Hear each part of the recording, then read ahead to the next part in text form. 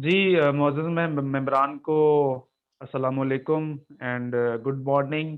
Of course हमारे speaker के लिए तो ये गुड नाइट का टाइम है। लेकिन क्योंकि ज़्यादातर हमारी ऑडियंस पाकिस्तानी है, तो इसलिए उनके लिए गुड मॉर्निंग है।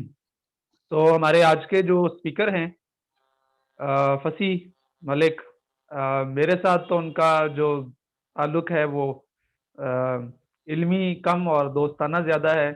हमने बहुत अच्छा वक़्त गुज़ारा कायद-ए-आज़म यूनिवर्सिटी इस्लामाबाद में एमफ़िल के दौरान।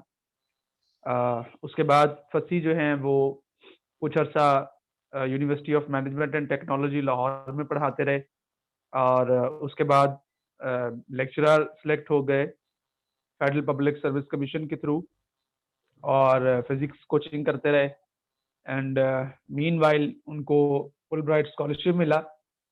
तो फुलब्राइट स्कॉलरशिप के बारे में ये कहा जाता है कि it is one of the prestigious scholarship in the world. यानी दुनिया के बहुत से इवन नोबेल लॉरिएट्स को आप देखेंगे कि वो इस स्कॉलरशिप पे पढ़े हैं। तो ये बहुत हमारे लिए कौमी सतह के ऊपर खुशबख्ती है कि हमारे लोग जो है वो पूरी दुनिया को कम्पीट करके इस स्कॉलरशिप को विन करते हैं और उसपे पढ़ने जाते हैं। सो फसी ने भी इस स्कॉलरशिप को विन किया और अब ये यूनिवर्सिटी ऑफ कैलिफोर्निया रिवरसाइड में पढ़ा रहे हैं। वैसे तो आपको बहुत से फिज़िसिस्ट मिल जाएँगे जो बहुत अच्छी फिज़िक्स भी पढ़ाते हैं और उसके साथ-साथ स्कॉलरशिप्स भी विन करते हैं। लेकिन बहुत कम लोग होते हैं जो हाँ जी। दूसरे लोगों को अपने सब्जेक्ट के हवाले से इंस्पायर करते क्या? हैं।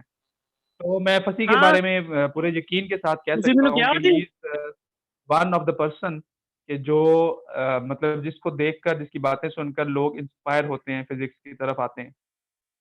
और इसकी एक बहुत बड़ी मिसाल जो है वो हमारे सामने फंसी की तहरीरें हैं।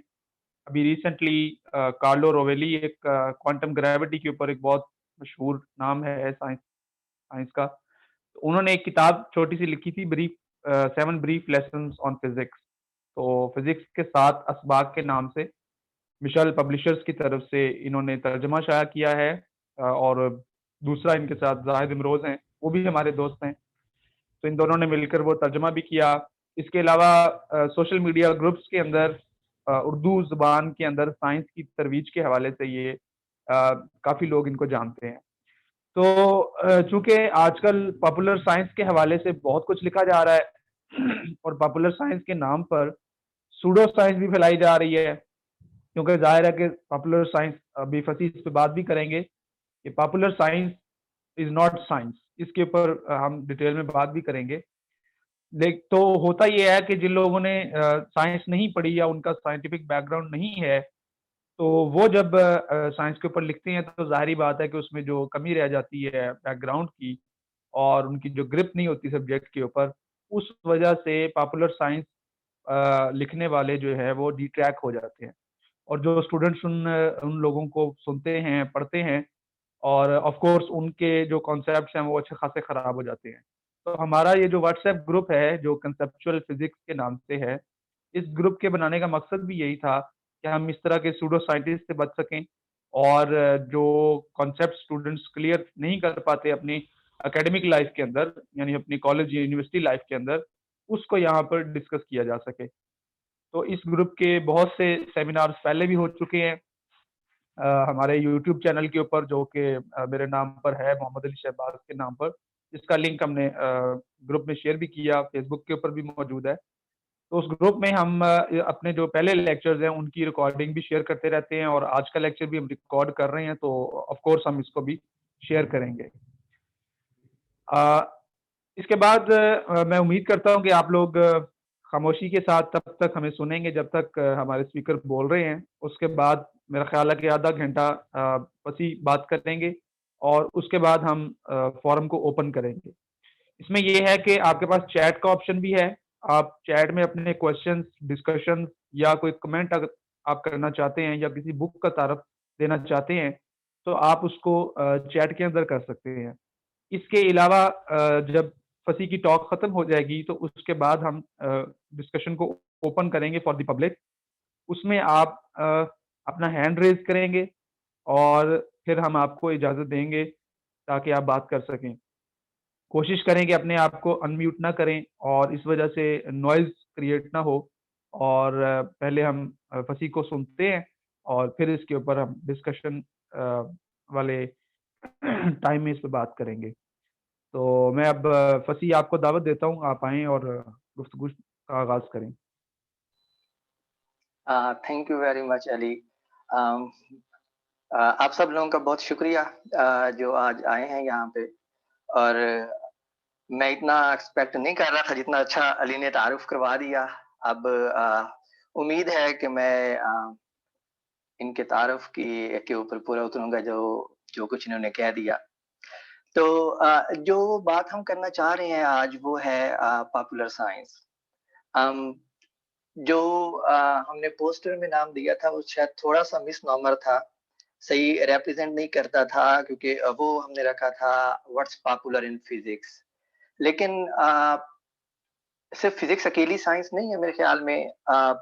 अभी बायोलॉजिकल साइंसेज़ बहुत ज़्यादा आगे आ रही हैं, ख़ासकर न्यूरो साइंस और इस तरह की जेनेटिक्स, ये वाली साइंसेज़। उनके ऊपर भी मैं कुछ बुक्स जो मैंने पढ़ी हुई हैं और जो मैं समझता हूँ कि बाकियों को भी पढ़नी चाहिए, वो भी मैं बताऊँगा।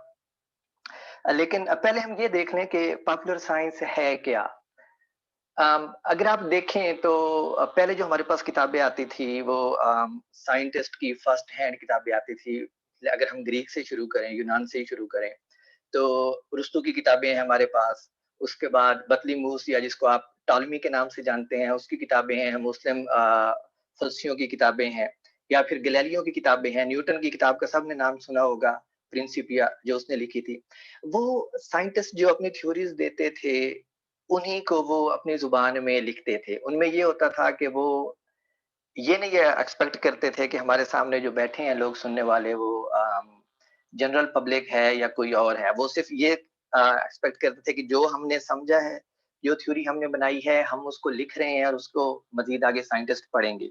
लेकिन आप देखें तो 19वीं सदी के बाद 20वीं सदी के स्टार्ट में ट्रेंड ये आने लगा कि बहुत सारे लोग जो अम, किसी भी फ़ील्ड में पीएचडी करते हैं या डॉक्टरेट करते हैं, उसके बाद वो रिसर्च या यूनिवर्सिटीज़ को एज़ तदरीस जॉइन करने की बजाय उन्होंने लिखने को अपना शोबा बनाया।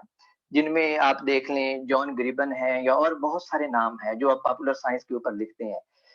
ये ऐसे लोग हैं जिन्होंने पीएचडी की हुई है फिज़िक्स में, फिज़िक्स की किसी ब्रांच में या किसी भी और फ़ील्ड के अंदर पीएचडी की हुई है। लेकिन अब उन्होंने क्या किया है कि वो जनरल पब्लिक के अंदर ऐसे लोग जिनका बैकग्राउंड साइंस का नहीं है, उनको साइंस समझाने की खातिर फुल टाइम लिखने में आ गए हैं। लिखने का तरीकाकार क्या होता है? लिखने का तरीकाकार ये होता है कि आप साइंटिफिक आइडियाज़ को लेते हैं, चूँकि वो अपने फ़ील्ड के माहिर हैं, तो वो साइंटिफिक आइडियाज़ को लेंगे, उनको समझेंगे साइंस की ज़ुबान में, जो कि अब मैथ है हमारे पास। ज़ाहिर है मैथ अपने कोई चीज़ समझनी है तो सबसे पहले उसकी ज़ुबान को समझना होगा। और मेरा नहीं ख्याल कि आप आजकल के दौर में आप रियाज़ी के अलावा साइंस को समझ सकते हैं या ख़ासकर फ़िज़िक्स को समझ सकते हैं क्योंकि वो उसकी लैंग्वेज है। तो ये लोग जो राइटर हैं पॉपुलर साइंस के अब, ये करते ये हैं कि ये उस रियाज़ी को समझते हैं, रिसर्च पेपर पढ़ते हैं, ठीक है? और उसको फिर आसान ज़ुबान में तमासील की मदद से यानी एनालॉजीज़ दे के किताबों की शक्ल में लिखते हैं जिसमें रियाज़ी का इस्तेमाल बिल्कुल नहीं होता या होता है तो ना होने के बराबर। मिसाल के तौर पे जैसे वो स्टीफन हॉकिंग की किताब है a brief history of time, सबने उसका नाम सुना हुआ है। उसके अंदर सिर्फ़ एक इक्वेशन है और वो भी इक्वेशन कौन-सी है? E इक्वल्स mc स्क्वायर, जो आपके फिंगर के एक नकल के बराबर होगी, ठीक है? पूरी किताब के अंदर सिर्फ़ एक इक्वेशन है। तो सोच ही यही है कि जो रियाज़ियाती साइंसेज़ हैं, उनको इस तरह लिखा जाए एनालॉजीज़ दे के रियल वर्ल्ड से कि एक आम बंदा जिसका कोई बैकग्राउंड रियाज़ी में नहीं है, साइंस में नहीं है, वो भी अगर उनको पढ़े तो उनको समझ सके। ये आइडिया है पॉपुलर साइंस के पीछे। जब स्टीफन हॉकिंग ने अपनी किताब लिखी थी ब्रीफ हिस्ट्री ऑफ टाइम, जो मैं एक्सपेक्ट करता हूँ सबने अगर पढ़ी नहीं हो तो नाम ज़रूर सुना होगा, वो 1988 की है। वो किताब न्यूयॉर्क टाइम्स में जो कि अमेरिकी अखबार है, उसमें 237 हफ्ते नंबर 1 रही थी। और उसने एक ट्रेंड सेट किया था कि इस तरह की किताबें जब आप लिखते हैं तो जो हमारे पास आम पब्लिक है, आम लोग हैं जिनका साइंसी बैकग्राउंड नहीं है, वो पसंद भी करते हैं और पढ़ते भी हैं, और वो 237 हफ्ते उस किताब का टॉप पे रहना इस चीज़ का सबूत था। तो हुआ ये कि जब इस तरह का शौक देखा गया, लोगों का रुझान देखा गया, तो ये बाकायदा एक फ़ील्ड के तौर पे बन के सामने आया और लोगों ने बाकायदा से इसको एज़ फ़ील्ड अपनाना शुरू किया। जो पब्लिशिंग कंपनियाँ थी, जो पब्लिशिंग हाउसेज़ थे, उन्होंने जो इस तरह के साइंटिस्ट थे, उनको बाकायदा हायर करना शुरू किया कि आप ये किताब लिखें, ठीक है, उसके बाद हम इसको पब्लिश करेंगे और आपको इतने पैसे मिलेंगे या जो भी होगा।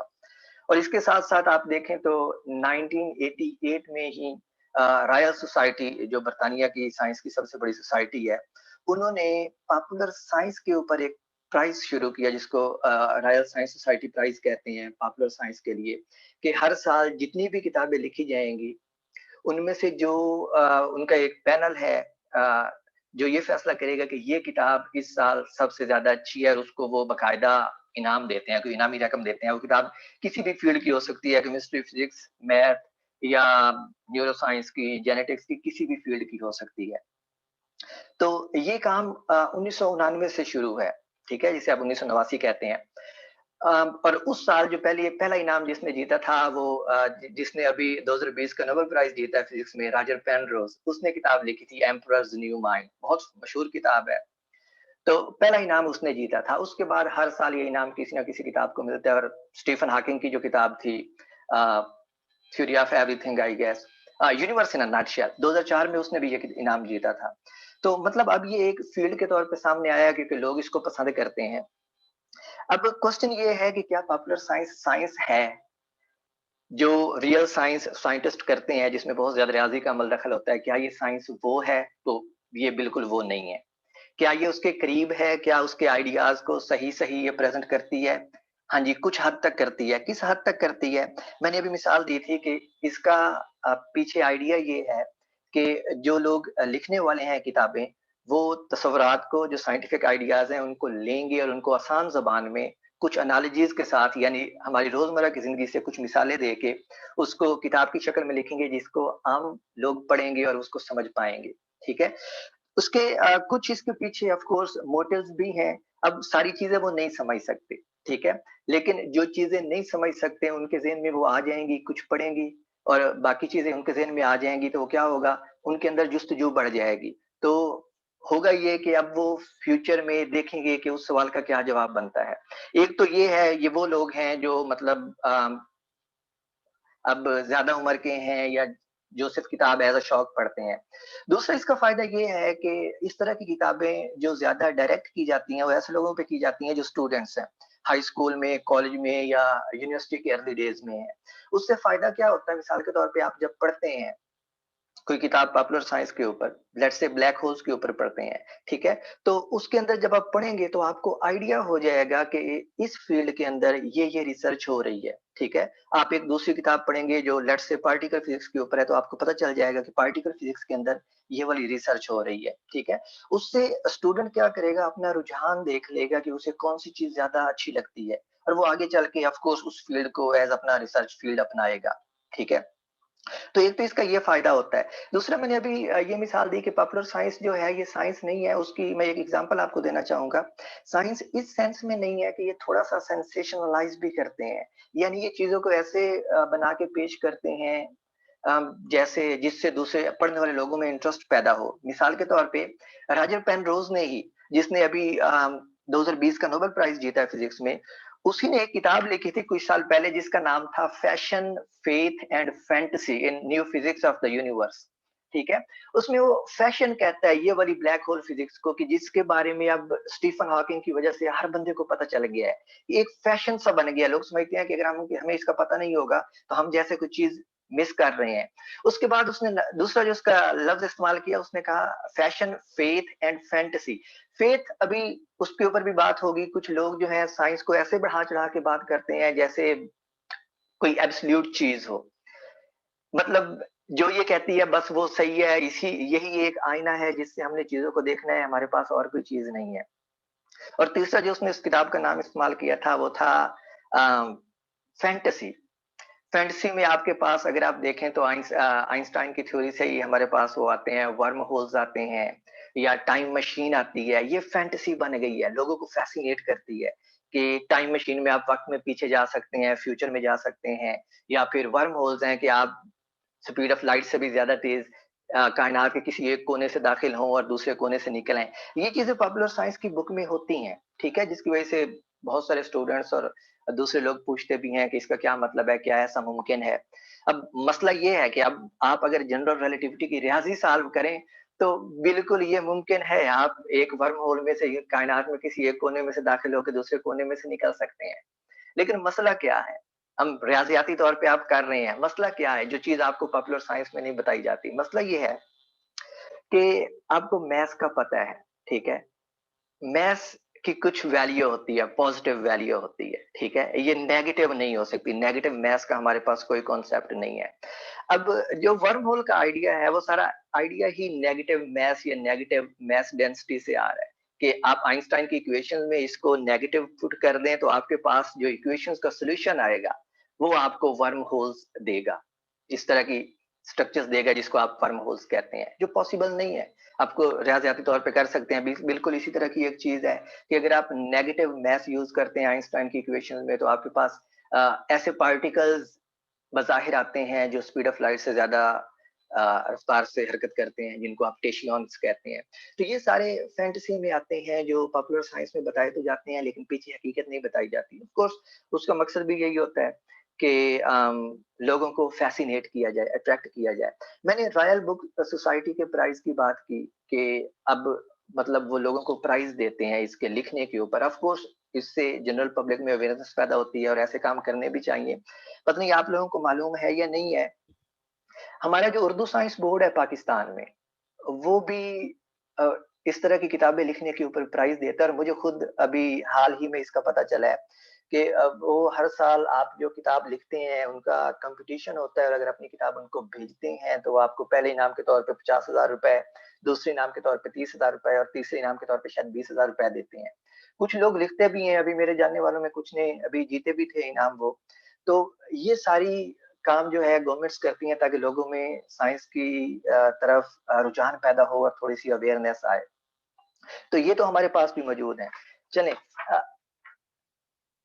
जो अब किताबें बहुत ज़्यादा हैं पढ़ने वाली। ऑनेस्टली कभी-कभी मैं खुद सोचता हूँ कि इतना कुछ पढ़ने वाला है, उसके साथ अपनी पढ़ाई भी चल रही है, पीएचडी भी चल रही है, तो बंदा क्या करे? क्या पढ़े, क्या ना पढ़े? क्योंकि सारे जो आप लोग सुन रहे हैं, आप भी ज़्यादातर स्टूडेंट हैं। तो क्वेश्चन ये है कि कौन-सी किताबें पढ़ी जाएँ? एक बात तय है कि हमारे पास जो वक़्त है, वो बहुत कम है। अब कम वक़्त में अच्छी किताबों की सिलेक्शन बहुत ज़रूरी है। आप सारी किताबें पढ़ते जाएँ, तो फिर तो शायद आप सारी किताबें ना पढ़ सकें, कुछ पढ़ लें। तो फिर ऐसे में होता ये है कि आप लोगों से पूछते हैं, सजेशन लेते हैं कि मुझे इस तरह की या इस फ़ील्ड के रिलेटेड कौन-सी किताबें पढ़नी चाहिए। उससे फ़ायदा ये होता है कि जब आप किसी से पूछते हैं, तो हो सकता है उसने कुछ अपने पढ़ने के दौरान कुछ ऐसी किताबें भी पढ़ी हों, जो उसको लगता हो कि उससे उसके इल्म में कोई खातिर-खा इज़ाफ़ा नहीं हुआ। उसने पढ़ तो लिया लेकिन अब उस पे टाइम उसको लगाना पड़ा है। यानी उसकी जगह पे कोई और अच्छी किताब पढ़ सकता था। तो ऐसे सजेशंस देने का फ़ायदा ये होता है कि हमारे पास ऐसी किताबें आ जाती हैं जो ज़्यादा अहम होती हैं पढ़ने के लिए, जिसे हम पहली फुर्सत में पढ़ना चाहते हैं। तो मैंने भी अभी सर्च कर रहा था कि कौन-सी किताबें मतलब अगर कोई बंदा नया शुरू करना चाह रहा है, तो साइंस के ऊपर उसे पॉपुलर साइंस के ऊपर कौन-सी किताबें पढ़नी चाहिए। तो मैंने कुछ डिवीज़न की है इन किताबों की। अगर हम देखें तो वैसे पॉपुलर साइंस तो ये 80s 90s से स्टार्ट हो रही है, 20 को तो 20-30 साल हुए हैं। लेकिन अगर हम देखें तो हमारे पास जो सबसे बड़ा साइंसी इनकलाब आया है, वो ये 20वीं सदी के स्टार्ट पे ही आया है, जब क्वांटम मैकेनिक्स बिल्कुल 1900 में मैक्स प्लांक ने क्वांटम मैकेनिक्स का नज़रिया दिया। और तो फिर ज़्यादा बेहतर है कि उसी दौर से स्टार्ट किया जाए, सबसे पहले क्वांटम मैकेनिक्स से ही शुरू किया जाए।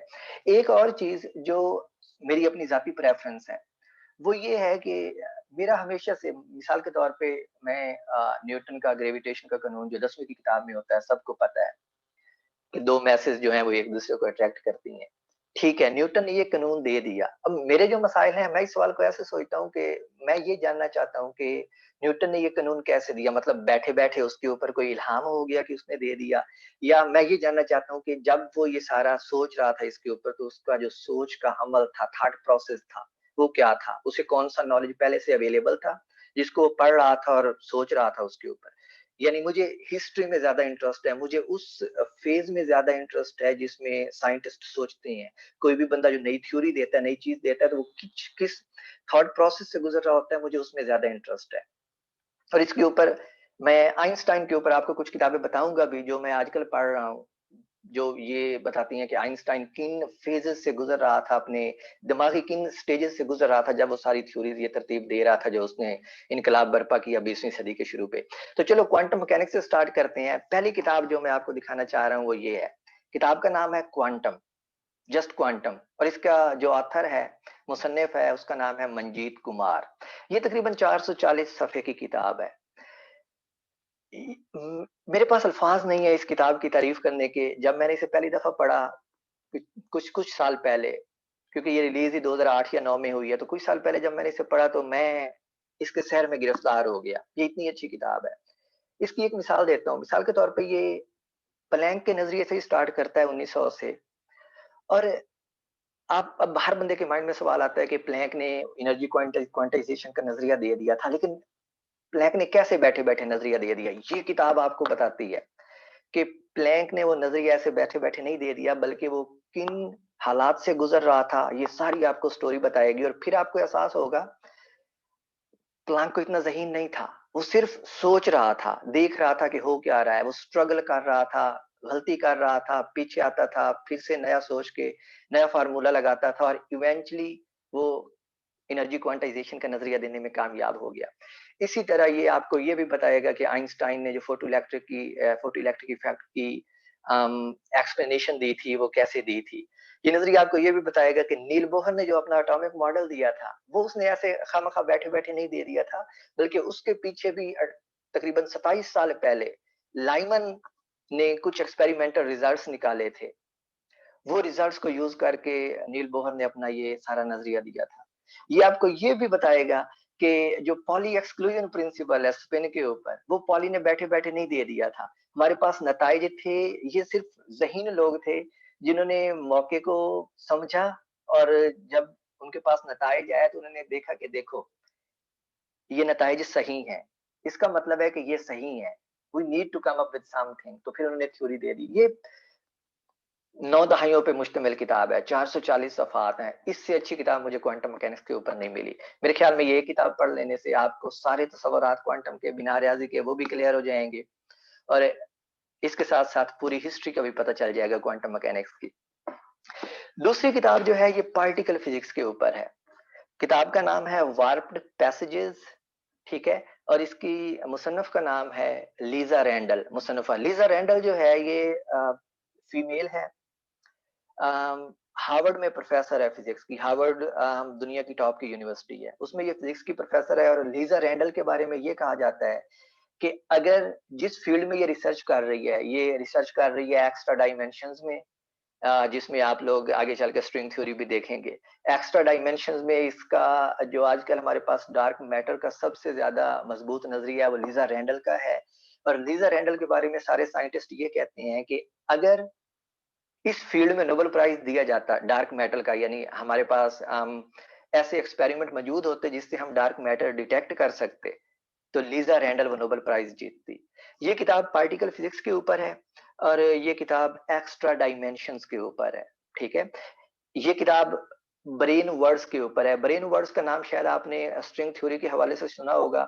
जो ब्रेन्स मेम्ब्रेन से निकला है, लीजा रैंडल की ही थ्योरी है। और ये एक्सप्लेन ये करने की कोशिश करती है कि जो ग्रेविटी है, ये इतनी कमजोर फोर्स क्यों है बाकी तीन फोर्सेस की निस्बत फिजिक्स के अंदर। इसके अलावा ये पार्टिकल फिजिक्स के ऊपर है। सारी की सारी जो हमारे पास 1930 से लेके 1970-80 तक पार्टिकल फिजिक्स का स्टैंडर्ड मॉडल है, ये एक्सप्लेन करती है उसके अंदर। और उसको एक्सप्लेन करने के साथ ये हिग्स बोसॉन जो 2012 में डिस्कवर हुआ, ये किताब 2005 में आई थी। तो ये सारी पॉसिबिलिटीज बताती है कि हिग्स हिग्स को कैसे कैसे डिटेक्ट किया जा सकता है, और क्यों हिग्स जो है वो मिलना चाहिए। ऑफ कोर्स वो 7 साल बाद मिल भी गया था, ये आपको बताती है। बहुत जबरदस्त किताब है, मैं इसको रेकमेंड करूंगा। तीसरी किताब जो मेरे पास है ब्रायन ग्रीन की है, एलिगेंट यूनिवर्स। ये बहुत मशहूर किताब है। ब्रायन ग्रीन का नाम आपने सुना होगा, कोलंबिया यूनिवर्सिटी में फिजिक्स का प्रोफेसर है। स्ट्रिंग थ्योरी के ऊपर इसका काम है और ये सारी की सारी किताब स्ट्रिंग थ्योरी के ऊपर है। लेकिन उससे पहले वो ये आपको स्पेशल रिलेटिविटी का तारुफ करवाता है, उसके बाद जनरल रिलेटिविटी का तारुफ करवाता है, फिर क्वांटम मैकेनिक्स के ऊपर जाता है और फिर ये जाता है स्ट्रिंग थ्योरी के ऊपर। ये इतनी जबरदस्त किताब है कि इसके अंदर जो स्ट्रिंग थ्योरी की मैथ है, इस बंदे ने हर दर्जा कोशिश कर दी है कि वो मैथ की आपको कम से कम विजुअलाइजेशन दे दी जाए, यानी आपको एक मेंटल इमेज बन जाए कि वो मैथ कैसे होती है। इस किताब का उर्दू में वैसे तर्जुमा भी हुआ है नगमा कायनात के नाम से। लेकिन मजे की बात ये है कि जो सबसे दो अहम चैप्टर हैं स्ट्रिंग थ्योरी के ऊपर, 2 या 4 मुझे अब याद नहीं है, उर्दू तर्जुमे में वो शामिल नहीं है। अब इसकी बात समझ आती भी है कि ये एक स्ट्रिंग थ्योरी है और स्ट्रिंग थ्योरी की अगर मैं हकीकत में बात करूं तो स्ट्रिंग थ्योरी की रियाजी अभी तक मैंने भी नहीं की। मैं पीएचडी कर रहा हूं लेकिन अभी तक मैंने स्ट्रिंग थ्योरी की रियाजी नहीं की और मैं नहीं कहता कि मुझे स्ट्रिंग थ्योरी आती है। जिस जिस बंदे ने तर्जुमा किया है अब उससे पूछना चाहिए कि उसने जो तर्जुमा कर दिया है वो वही तर्जुमा है जो क्वांटम मैकेनिक्स या स्पेशल रिलेटिविटी का हमारे पास पहले भी मौजूद है। जिस टॉपिक के ऊपर ये बुक है स्ट्रिंग थ्योरी के ऊपर, वो जो काम के चैप्टर थे वो उसने उर्दू तर्जुमा में डाले ही नहीं है। मुझसे किसी ने पूछा था कि ये उसने चैप्टर क्यों नहीं डाले, तो मैंने कमेंट किया था कि शायद उसके पे स्केल से ऊपर थे, मतलब उसकी समझ से बाहर थे कि इसको कैसे तर्जुमा किया जाए, जो टर्मिनोलॉजी साइंस की आ रही थी। बहुत जबरदस्त किताब है। अगर आपने स्ट्रिंग थ्योरी के ऊपर एक किताब पढ़नी है तो इसको पढ़ लें। आपके बेसिक आइडियाज के स्ट्रिंग थ्योरी की बुनियादें क्या हैं वो सारी की सारी क्लियर हो जाएंगे। उसके बाद जो नेक्स्ट किताब है theory of almost everything, Robert altar की किताब है। ये किताब मुझे एक्सीडेंटली मिली थी पाकिस्तान में ही एक फुटपाथ के ऊपर। मैंने इस किताब को उठा के देखा तो किताब ये स्टैंडर्ड मॉडल के ऊपर है, पार्टिकल फिजिक्स के ऊपर, लेकिन इस बंदे ने कमाल कर दिया है। इसने आपको सारे का सारा स्टैंडर्ड मॉडल एक्सप्लेन किया है, उसके अंदर जितने पार्टिकल्स हैं, जितनी फोर्सेस हैं, और एक काम जो ये बहुत जबरदस्त करता है, ये फाइनमैन डायग्राम से उनकी एक्सप्लेनेशन करता है कि जब एक पार्टिकल किसी दूसरे पार्टिकल में डिके करता है, जब एक न्यूट्रॉन प्रोटॉन के अंदर कन्वर्ट होता है तो वो डिके कैसे होता है, फाइनमैन की डायग्राम्स को यूज करते हुए ये बंदा एक्सप्लेन करता है। छोटी सी किताब है, तकरीबन 280 सफात की, लेकिन बहुत आला किताब है। अगर आप सिर्फ पार्टिकल का स्टैंडर्ड मॉडल समझना चाहते हैं तो हाईली रेकमेंडेड। अब ये सारी वो फिजिक्स है जो 20वीं सदी में 1990 तक आ गई है। अब प्रॉब्लम ये है कि स्ट्रिंग थ्योरी, जब आप इसकी थ्योरी पढ़ेंगे तो फिर आपको इसके मसाइल्स भी पता चलना लग जाएंगे कि इनके प्रॉब्लम्स कौन से हैं। ठीक है। अब स्ट्रिंग थ्योरी एक ऐसी थ्योरी है जिसको हम थ्योरी ऑफ एवरीथिंग का नाम देना चाहते हैं। मतलब एक ऐसी थ्योरी जो हमारी कायनात के अंदर, नेचुरल वर्ल्ड के अंदर जितने भी फिनोमेना हो रहे हैं उनको एक्सप्लेन कर सके। ऑफ कोर्स इसकी आगे बहुत सारी सब ब्रांचेस होंगी, लेकिन एज अ होल ऊपर से हमारे पास बज़ाहिरन ये एक ही थ्योरी होगी, या यूं कह ले कि एक ही मसाफात होगी रियाजी की, जो सारी चीजों की वजाहत करेगी। लेकिन मसला ये है स्ट्रिंग थ्योरी के साथ कि स्ट्रिंग थ्योरी की जो रियाजी की मसावातें हैं उनको जब आप हल करते हैं, रियाजी का रूल ये होता है कि आपके पास रियाजी की कोई मसावात आती है और आप उसको हल करते हैं। ठीक है। उसका जो सोल्यूशन होता है वो हमारे पास उसका हल होता है, नतीजा होता है। वो हमें बताता है कि क्या चीज मुमकिन है इस कायनात के अंदर, क्या मुमकिन नहीं है। स्ट्रिंग थ्योरी के साथ मसला ये है कि इसका कोई एक सोल्यूशन नहीं है, इसके बहुत ज्यादा सोल्यूशन है, लाखों सोल्यूशन है। और इधर से बात चली जाती है आगे फिर पैरेलल यूनिवर्सेस के अंदर। हर सोल्यूशन अगर एक यूनिवर्स को बयान कर रहा है तो फिर बहुत सारी हमारे पास यूनिवर्सेस होनी चाहिए। ठीक है। तो अब ये इसके मसाइल भी हैं फलसफियाना कि क्या स्ट्रिंग थ्योरी एक थ्योरी है भी, इसके मुतबादिल भी कुछ थ्योरीज हैं, उसके ऊपर भी मैं बुक रेकमेंड करूंगा। और एक थ्योरी जो बहुत फेमस है जिसका अली ने मेंशन भी किया था, जिसका जो प्रोपोनेंट है, जो बंदा है जिसने इसको स्टार्ट किया था, वो वही है जिसकी किताब मैंने ट्रांसलेट भी की थी, कार्लो रोवेली, जो इटालियन इटालियन साइंटिस्ट है। उसको लूप क्वांटम ग्रेविटी कहते हैं, उसके ऊपर भी मैं एक किताब रेकमेंड करूंगा। लेकिन स्ट्रिंग थ्योरी के साथ या फिजिक्स के साथ क्या प्रॉब्लम आ रहे हैं उसकी डिस्कशन के लिए मैं ये किताब रेकमेंड करूंगा, the trouble with physics. Physics के साथ मसला क्या है, और इसका मुसन्निफ है Lee Smolin. Lee Smolin loop quantum gravity का फाउंडर भी है। इसी बंदे के साथ जिसका मैंने अभी जिक्र किया है, कार्लो रोवेली। लीस मोलन जो है ये पेरीमीटर इंस्टीट्यूट कनाडा के अंदर फिजिक्स का बहुत टॉप का इंस्टीट्यूट है, उसका फाउंडर है, यानी ये उसने उसका बनाया था और सारा अभी उसके अंदर उसका डायरेक्टर भी है। और लीस मोलन का मजा ये है कि लीस मोलन साइंटिस्ट तो है, लेकिन ये वो वाला साइंटिस्ट नहीं है जो सिर्फ साइंटिफिक थ्योरीज दे या उसके ऊपर काम करे। ये फिलोसफिकल आउटलुक भी रखता है, यानी ये साइंस के साथ साथ उसकी फलसफाना बुनियादें भी सोचता है। और लीस मोलन की किताबें पढ़ने का मजा ही यही है। इसकी बहुत सारी किताबें हैं, मैं ये एक रेकमेंड कर रहा हूँ, लेकिन आपके पास टाइम हो तो सभी लेके पढ़ें, क्योंकि लीस मोलन को पढ़ने का मजा ही अपना है। ये प्रॉब्लम्स को, साइंस के प्रॉब्लम्स को एक दूसरे पर्सपेक्टिव से देखता है। ट्रबल विद फिजिक्स इसकी किताब इसी चीज के ऊपर है कि हमारे पास जो फिजिक्स में मसाइल आ रहे हैं, जैसे मैंने स्ट्रिंग थ्योरी के लिए बात की, इस तरह के मसाइल का क्या किया जाए। क्या हमें रियाजी के ऊपर इतना भरोसा करना चाहिए, क्योंकि हम रियाजी के ऊपर भरोसा करते आए हैं पिछले 100 साल से, और हम रियाजी ने हमारा बहुत साथ दिया है, हमने तकरीबन हर चीज को एक्सप्लेन कर लिया है। क्या अब रियाजी के ऊपर भरोसा करना चाहिए, खासकर स्ट्रिंग थ्योरी के रियाजी के ऊपर? लीस मोलन उसके ऊपर तनकीद करता है, तो मैं कहूंगा ये बेस्ट बंदा है, ये जो उसके ऊपर तनकीद कर सकता है। ये किताब लाजमी पढ़नी चाहिए। ये आपको सिर्फ ये आपको ये बताएगी कि सिर्फ यही नहीं है कि साइंस सब कुछ सही दे रही है, साइंस के साथ भी मसाइल हैं, और वो मसाइल क्या हैं, किस तरह के हैं, किस नौइयत के हैं, ये किताब आपको बताएगी। अब क्वांटम मैकेनिक्स के बारे में आपने बहुत सारी कोटेशन सुनी होगी कि क्वांटम मैकेनिक्स कोई समझ नहीं सकता। फाइनमैन ने कहा था कि मैं गारंटी के साथ कह सकता हूँ कि क्वांटम मैकेनिक्स को कोई नहीं समझता। इस तरह के और बहुत सारे मसाइल हैं। अब मसला ये है कि हमारे यहाँ, पाकिस्तान की बात करूंगा, लोग यूँ ये तासुर देते हैं कि क्वांटम मैकेनिक्स मुश्किल मज़मून है, किसी को समझ नहीं आता। हालाँकि ये बिल्कुल गलत है। क्वांटम मैकेनिक्स की रियाज़ी जिसने भी एमएससी फिजिक्स की है ना, उसको आती होगी। मुझे भी आती है, अली को आती है, और इतने लोग जो इधर एमएससी करके बैठे हैं, क्वांटम मैकेनिक्स सबको आती है। मसला क्वांटम मैकेनिक्स के साथ क्या है?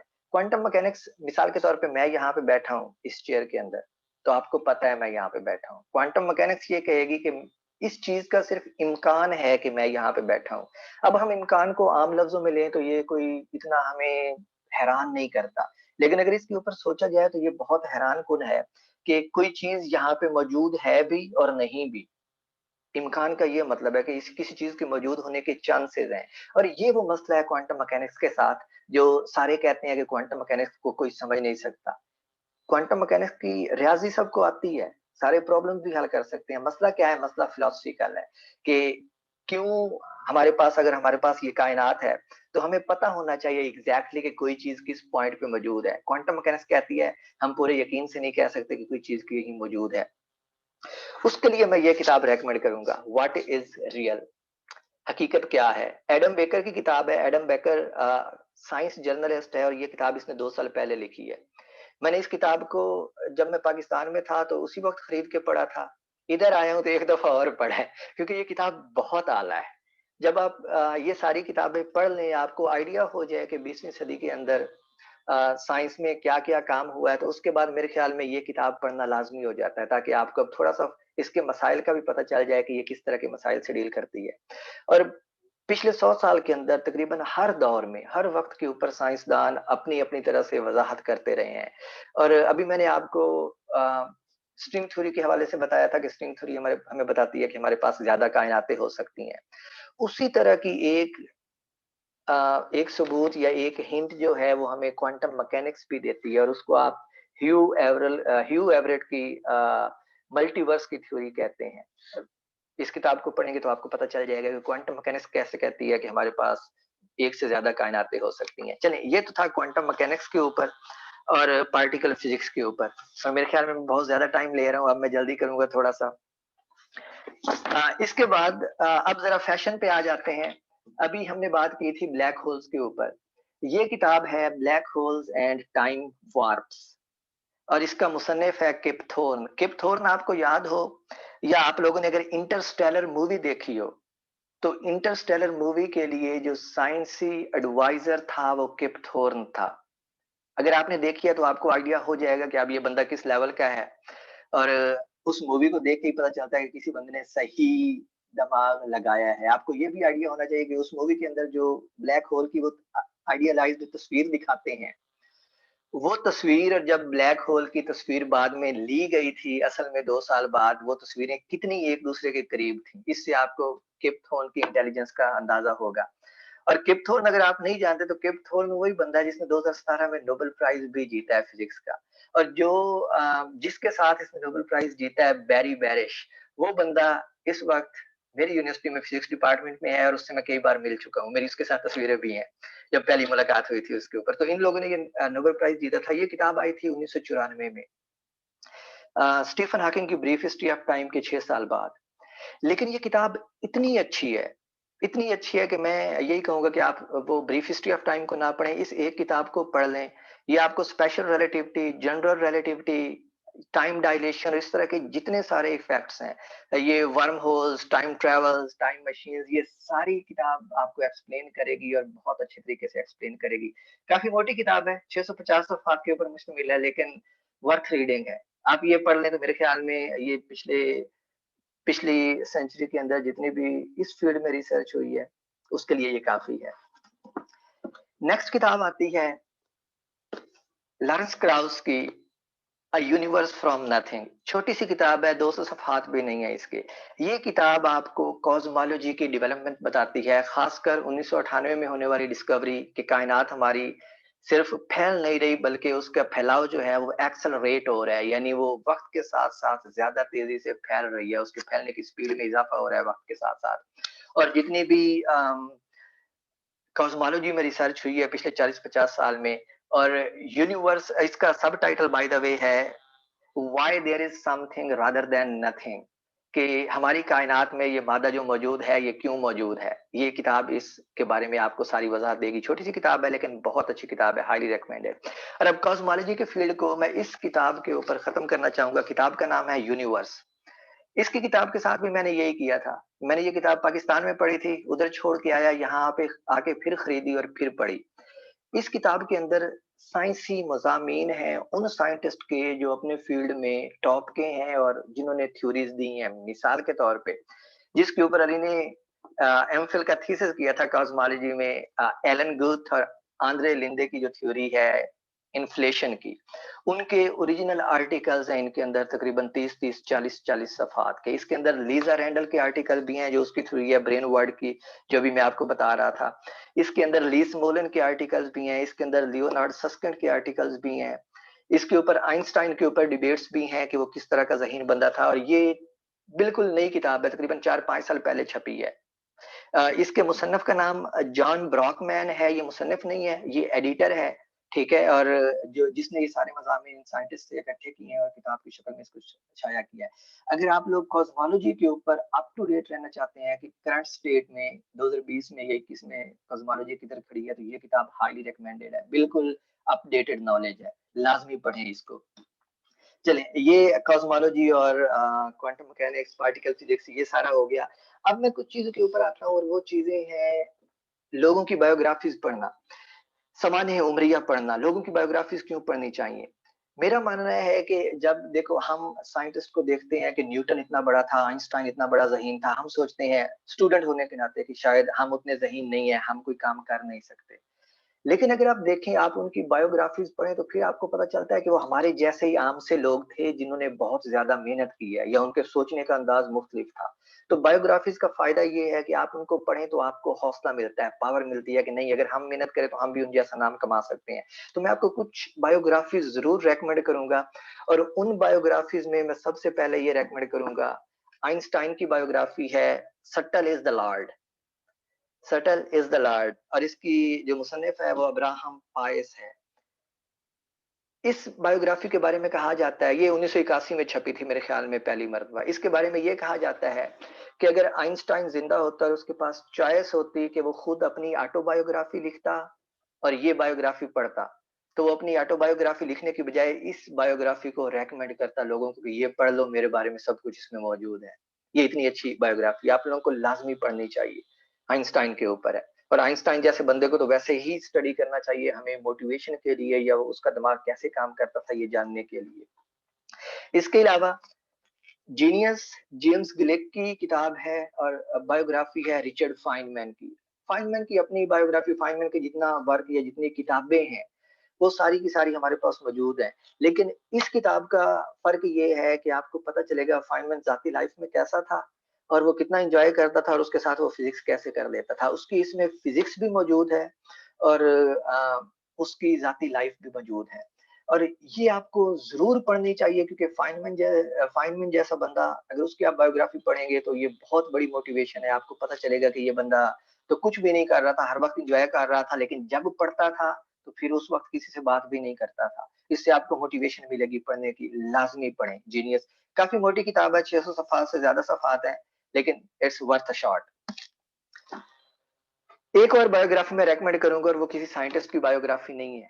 ये हिस्ट्री के अज़ीम तरीन दिमागों की बायोग्राफ़ी है। किताब का नाम है मैन ऑफ मैथमेटिक्स। आप कहेंगे कि मैथमेटिक्स की किताब फिज़िक्स के अंदर या बाकी मज़ामीन के अंदर, येस, इट्स वर्थ इट। इस किताब में फिसागोरस से लेके ये 20वीं सदी में जॉर्ज कैंटर तक सारे साइंसदानों की ज़िंदगी और उनकी थ्योरियाँ दी गई हैं। किताब का नाम है मैन ऑफ मैथमेटिक्स और मुसन्निफ़ इसका है Edward T Bell. Highly recommended. ये किताब अगर आपको फ्रीमैन डाइसन का पता हो, जो अभी रिसेंटली फौत हुआ है 2020 में, तो वो इस किताब के बारे में कहता है कि जब वो 15 साल का था तो ये उस वक़्त किताब छपी थी। ये किताब 1938 में छपी थी मेरे ख़्याल में। तो इस किताब के बारे में वो कहता है कि ये किताब मैंने 15 साल की उम्र में पढ़ी थी जिसने मेरी ज़िंदगी बदल दी। इससे मुझे पता चला था कि ये लोग भी हमारे जैसे ही होते हैं लेकिन थोड़ा-सा मुख्तलिफ तरीके से सोचते हैं। तो मुझे पूरा यकीन है ये आप भी लोगों की ज़िंदगियाँ बदल सकती है। ये किताब लाज़मी पढ़नी चाहिए। ये 3 बायोग्राफ़ीज़ मेरे ख़्याल में इकट्ठी हैं। अगर आप एक और पढ़ना चाहें तो जेम्स ग्लेक की ही, जिसने ये जीनियस लिखी है, उसकी की बायोग्राफ़ी है न्यूटन, छोटी-सी है, 150 सफ़हात की, लेकिन वर्थ रीडिंग है, आपको लाज़मी पढ़नी चाहिए। ये सारी वो किताबें थी जो पॉपुलर साइंस के ज़ुमरे में आती थी या साइंटिस्ट की ज़िंदगियों के ऊपर आती थी। अब आपको ये लाज़मी देखना चाहिए कि जब एक साइंसदान किताब लिखता है और पॉपुलर साइंटिस्ट किताब लिखता है, तो उन किताबों में क्या फ़र्क होता है? मैं 3 किताबें आपको रिकमेंड करूँगा। पहली करैक्टर ऑफ फिजिकल लॉ, ये फाइनमैन की किताब है, उसने खुद लिखी है, छोटी-सी किताब है, 150 सफ़हात के ऊपर। और जैसा इसके नाम से ज़ाहिर है, करैक्टर ऑफ फिजिकल लॉ, जैसे न्यूटन का कानून है। ये कानून, इनकी खूबी क्या होती है, इनका किरदार क्या होता है, ये क्या हमें बताते हैं, क्या पेशीनगोइयाँ करते हैं और हमें कैसे पता होता है कि ये सही है। इस इन टॉपिक्स के ऊपर ये किताब है और हाइली रिकमेंडेड है। मैंने इसे रिसेंटली खत्म किया है, आपको ये टैग अभी भी इसमें नज़र आएँगे। मिसाल के तौर पे फाइनमैन इसमें बताता है कि एक अच्छे कानून की खूबी ये भी है कि वो आपको मज़ीद पेशगोइयाँ करता है। मिसाल के तौर पे जब न्यूटन ने कवानीन कवानीन दिए थे तो हमारे पास सिर्फ़ 5 सियारे थे जिनका हमें पता था। बाद में न्यूटन के कवानीन को यूज़ करते हुए ही नेपच्यून दरियाफ़्त किया गया, प्लूटो दरियाफ़्त किया गया और एक और सियारा भी था जो सोलर सिस्टम के आउटर रीजन में मौजूद है, वो भी दरियाफ़्त किया गया सिर्फ़ इस कानून की वज़ह से। क्योंकि इस कानून की व जब इक्वेशंस हम अप्लाई करते थे न्यूटन्स लॉ ऑफ ग्रेविटेशन की, तो हमारे पास रिजल्ट सही नहीं आते थे। जिससे लोगों ने कहा कि ये कानून इतना ज़बरदस्त है, इतना अच्छे तरीके से चीज़ों को एक्सप्लेन कर रहा है कि ये गलत नहीं हो सकता। Let's point the telescope there. साइंसदानों ने टेलीस्कोप उस सिमत में किया और उनको नए सितारे मिले सोलर सिस्टम के अंदर ही, जिनमें से एक नेपच्यून भी था जो बाद में 1898 में दरियाफ्त हुआ या 1798 में। तो ये किताब लाज़मी पढ़नी चाहिए। इस किताब में कोई इस तरह की फैंटेसाइज़ नहीं किया गया जैसे पॉपुलर साइंस की किताबों में होता है क्योंकि ये फाइनमैन ने खुद लिखी है। वो आपको सही बता रहा था कि चीज़ें काम कैसे करती हैं, साइंस का फ़लसफ़ा काम कैसे करता है। 1935 में छपी थी ये किताब, आज से तकरीबन 85 साल पहले। आइंस्टाइन की किताब, आइंस्टाइन की जो थ्योरीज़ हैं, रिलेटिविटी की मुश्किल तरीन नज़रियात हैं फिज़िक्स में। इस किताब के अंदर मैंने 2 दफ़ा पढ़ी है, मुझे कोई इक्वेशन नहीं मिली। शायद वो मुझे याद नहीं है, लेकिन मेरा नहीं ख्याल कि इसके अंदर कोई इक्वेशन है। किताब का नाम है इवोल्यूशन ऑफ फिज़िक्स। उर्दू तर्जुमा भी मौजूद है फिज़िक्स के इर्तिक़ा के नाम से। आइंस्टाइन की किताब है। इसके पहले सफ़े से ही आइंस्टाइन, आपको अगर आपने नाम सुना हो, अ, बहुत फ़ेमस डिटेक्टिव था बरतानिया का। मुझे नाम भूल रहा है, बल्कि मैं नाम देख लूँ किताब के अंदर। आइंस्टाइन शुरू ही उधर से करता है, कहता है कि आप कोई भी मिस्ट्री स्टोरी अगर स्टार्ट करते हैं, तो आप पहले उसके सबूत इकट्ठे करते हैं। जब आपके पास इनफ डाटा आ जाता है, तो फिर क्या करते हैं, आप फ़िल्मों में भी देखते हैं कि ल जो डिटेक्टिव होता है, वो उस डाटा को मेरा इंटरप्रेट ख़्याल करता है। हँसी आप शर्लक होम्स की बात कर रहे हैं। Sherlock home, exactly, thank you. हाँ, आइंस्टाइन इसमें शर्लक होम्स का हवाला देके कहता है कि अगर आपने शर्लक होम्स की कहानियाँ पढ़ी हों, तो वो सबसे पहले डाटा इकट्ठा करता है जब उसके पास डाटा आ जाता है तो फिर वो कहता है अब मेरे पास बहुत ज़्यादा डाटा आ गया है, अब मैं थोड़ा रेस्ट करता हूँ। उसके रेस्ट करने का मतलब ये होता है कि वो डाटा को रखता है और डाटा को समझने की कोशिश करता है, उसको सोचता है। शुरू में आपको कोई लिंक नहीं मिलते, लेकिन फिर आहिस्ता-आहिस्ता सारे लिंक मिलने शुरू हो जाते हैं और आपको सारी समझ आ जाती है और आप उसके एंड रिजल्ट तक पहुँच जाते हैं। आइंस्टाइन के बारे में आपको पता हो तो आइंस्टाइन का मानना ये है कि इमेजिनेशन का ज़्यादा किरदार है इंटेलिजेंस से साइंस के अंदर। आइंस्टाइन बहुत सोचता था। आइंस्टाइन के बारे में कहा जाता है कि किसी भी प्रॉब्लम जब इसको देते थे ना तो ये अपने दोस्तों को कहता था अपनी जर्मन ज़ुबान, क्योंकि इसकी ज़ुबान जर्मन थी, इंग्लिश इसे नहीं आती थी, तो टूटी-फूटी इंग्लिश में कहता था I am do some thinking. अब इस फिगरे का कोई जवाब नहीं बनता, लेकिन वो लोग हँसते हुए कहते हैं कि वो ये सोचता था, टहलता था, सोचता था और फिर कुछ देर बाद हँसता हुआ आगे कहता था I guess I have found solution to this problem. ये किताब special relativity, general relativity, quantum mechanics इन सब के ऊपर है, लेकिन आइंस्टाइन के अंदाज में इन चीज़ों को पढ़ना, उससे बहुत कुछ मिल सकता है। लाज़मी पढ़नी चाहिए। ऑल्दो ये तकरीबन 85 साल पुरानी किताब है, बट इट्स वर्थ रीडिंग। 350 साल पुरानी किताब, 400-500 साल पुरानी किताब गैलीलियो की, dialogues concerning to new sciences. ये डायलॉग्स हैं। डायलॉग्स आपको पता है मकालमात होते हैं जो आप दोस्तों में करते हैं। ये किताब आपको साइंस नहीं समझाएगी, ये किताब दोस्तों के दरमियान सिर्फ मकालमा है और उस मकालमे में आप साइंस समझेंगे और सिर्फ साइंस नहीं समझेंगे। आप ये समझेंगे कि आपने सही और गलत का फ़र्क कैसे करना है। ये किताब जो मेरे हाथ में है, ये 1952 में छपी थी, 1952 वाला एडिशन है और इसका प्रीफ़ेस जो है वो आइंस्टाइन ने लिखा हुआ है, आइंस्टाइन ज़िंदा था 1952 में। और आइंस्टाइन कहता है कि इस किताब से जितना कुछ मैंने सीखा है किसी से नहीं सीखा। गैलीलियो की कहानियाँ आप लोगों ने सुनी होगी। गैलीलियो की तकरीबन सारी थ्योरीज़ इसके अंदर मौजूद हैं और मज़े की बात ये है कि ये 4 बंदों के दरमियान डायलॉग है। एक बंदा बताता है कि मैं ऐसा सोच रहा हूँ, दूसरा कहता है नहीं, ये गलत है, तुम ऐसा कैसे सोच रहे हो? फिर वो अपनी वज़ाहत करता है। पहले वाला बंदा फिर उसके ऊपर ऑब्जेक्शन लगाता है। तो ये एक मकालमा है और इसमें आप सीखते हैं कि साइंस कैसे होती है, साइंसी बहस कैसे होती है, डायलॉग कैसे होती हैं, लोग नताइज के ऊपर कैसे पहुँचते हैं। और बाय द वे आपको बता दूँ मैं इस किताब का और ये फाइनमैन की करैक्टर ऑफ फिज़िकल लॉ का तर्जुमा भी कर रहा हूँ उर्दू के अंदर। उम्मीद है कुछ सालों में पूरा हो जाएगा मेरी पढ़ाई के साथ, लेकिन ये इतनी अच्छी किताबें हैं जिनका मुझे लगता है कि मुझे तर्जुमा करना चाहिए। ओके, ये सारा फिज़िक्स का स्टफ था या मैथ का स्टफ था। कुछ चीज़ें ऐसी हैं बायो के अंदर जो आप लोगों को लाज़मी पढ़नी चाहिए, ख़ासकर इवोल्यूशन को लेके हमारे हाँ, कुछ नकली साइंसदान हैं जो बहुत ज़्यादा तनफ़्फ़ुर फैलाते हैं।